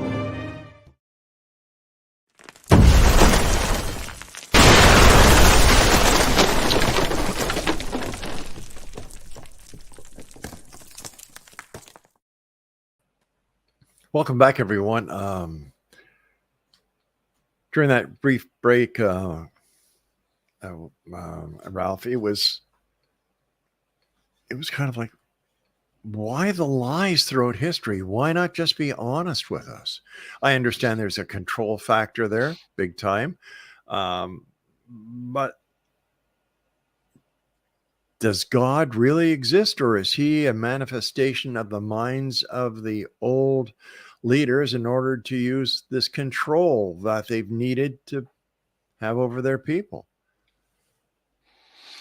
Yes, I try and steer away from that within my books. So I just look at the history and I leave any of the spirituality to the reader. So you can read my books as just pure history, looking at why this story was written. And if you want to put a sort of religious spiritual layer on top of that, you can, because it doesn't really change that story. As I say, the only difference it makes is that this particular character, the Jesus character, was much more powerful. He was a real king who was involved in a real revolt against Rome. And then the politics comes into play, because as I say, Rome didn't want you to know about this revolt. They didn't want you to know that people could revolt against Rome, and so they buried the story, which was convenient for them. But then when the popes took over as being the new emperors, basically, the Pope is essentially the emperor of Rome, they didn't want you to know this story either. And so the story got covered up. And then there was a further cover up in a way, because we move on perhaps to Arthurian legend, which is one of my latest books, that this story was discovered. I'm pretty sure that this story was discovered in 1098 AD. That was the time of the First Crusade. So the First Crusade set off in 1096. And where did it go to? Well, it went to the corner, the northeast corner of the Mediterranean at modern Antioch. But it didn't go to Jerusalem. I mean, they should have turned right and gone down to Jerusalem. That was the whole point of the Crusades, you would have thought. So where did the First Crusade go to? It went to Edessa. This city that I keep talking about as being, the city that was governed by the Jesus character, King Jesus Manu of Edessa, King Jesus Emmanuel of Judea. The First Crusade went to Edessa first. It was the first city to be liberated from Muslim control in 1098.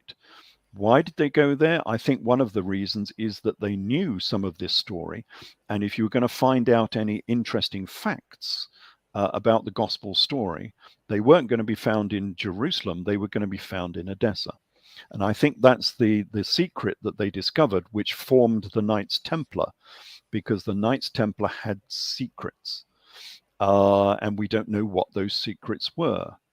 But of course, if they had found a history in Edessa or a genealogy in Edessa that covered this secular story that said Jesus was a real king of Edessa in the AD 60s, then that would be powerful information, but that would also be heretical information.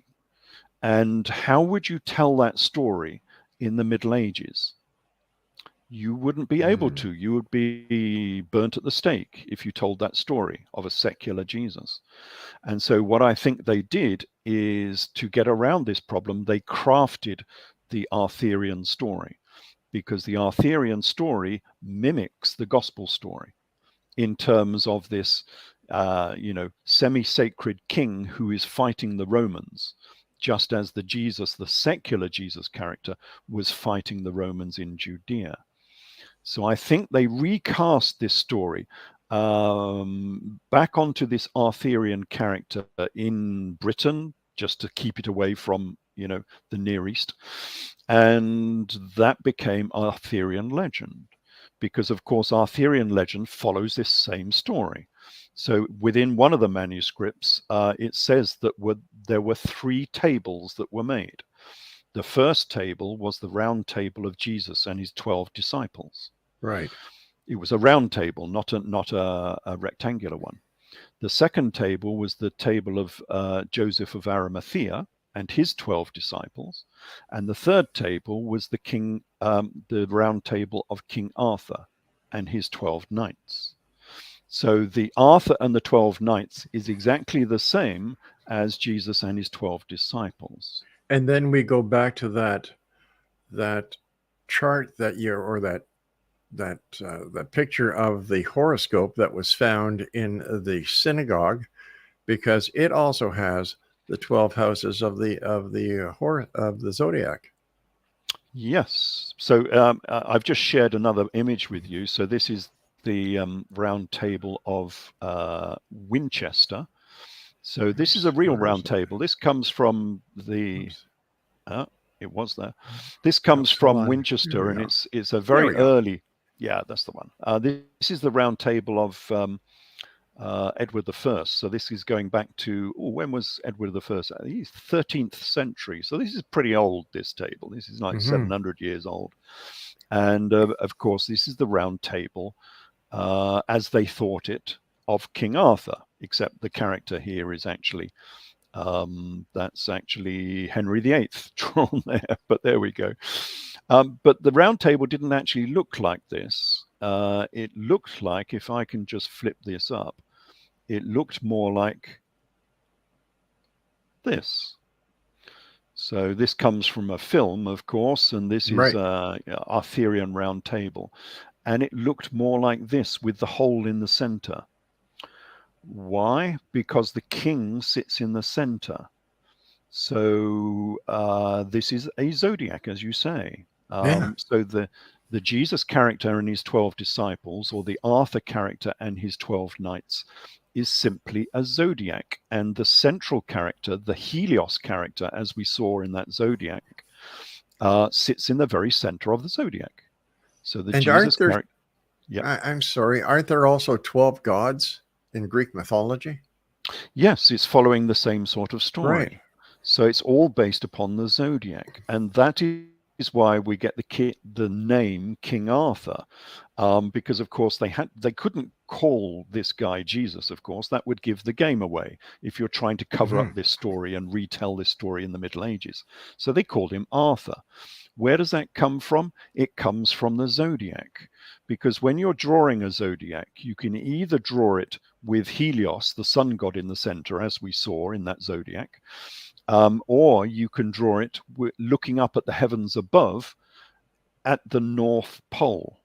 And if you look at the North Pole, the major constellation at the North Pole is Ursa Major, the Great Bear, which is Arthur, because Arthur means the Great Bear. That's his form. It comes from the Greek Arcteros, which is where we get the name Arctic from. It comes from the Greek, meaning the bear. And so that's where we get the name King Arthur from. So again, the zodiac, you can draw it either with the sun in the center, Helios, who is the son of God, because in Greek that either means Helios, the sun god, or Huios, meaning the sun. So you can get the same comparison that you do in English between the sun god and the son of God. That works in the Greek as well as it does in the English. Or you can look up the northern heavens, and the central character of the zodiac becomes Arthur, the bear, the great bear. So it's the same name for the same person. And that's where we get Arthurian legend from. So I wrote an entire book looking at these comparisons between Arthurian legend and the gospel story, and showing that Arthurian legend is not really as people understand it, because a lot of it is actually based in the Middle East.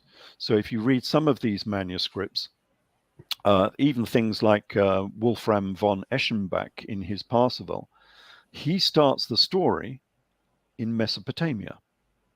So the story of King Arthur starts with the father of Percival, Sir Percival, one of the Knights of the Round Table, in Mesopotamia as a knight working for a king, King Barus, in Mesopotamia.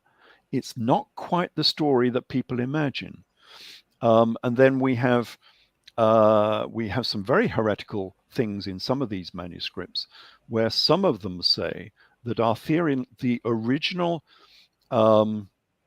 author of Arthurian legend, was Josephus Flavius.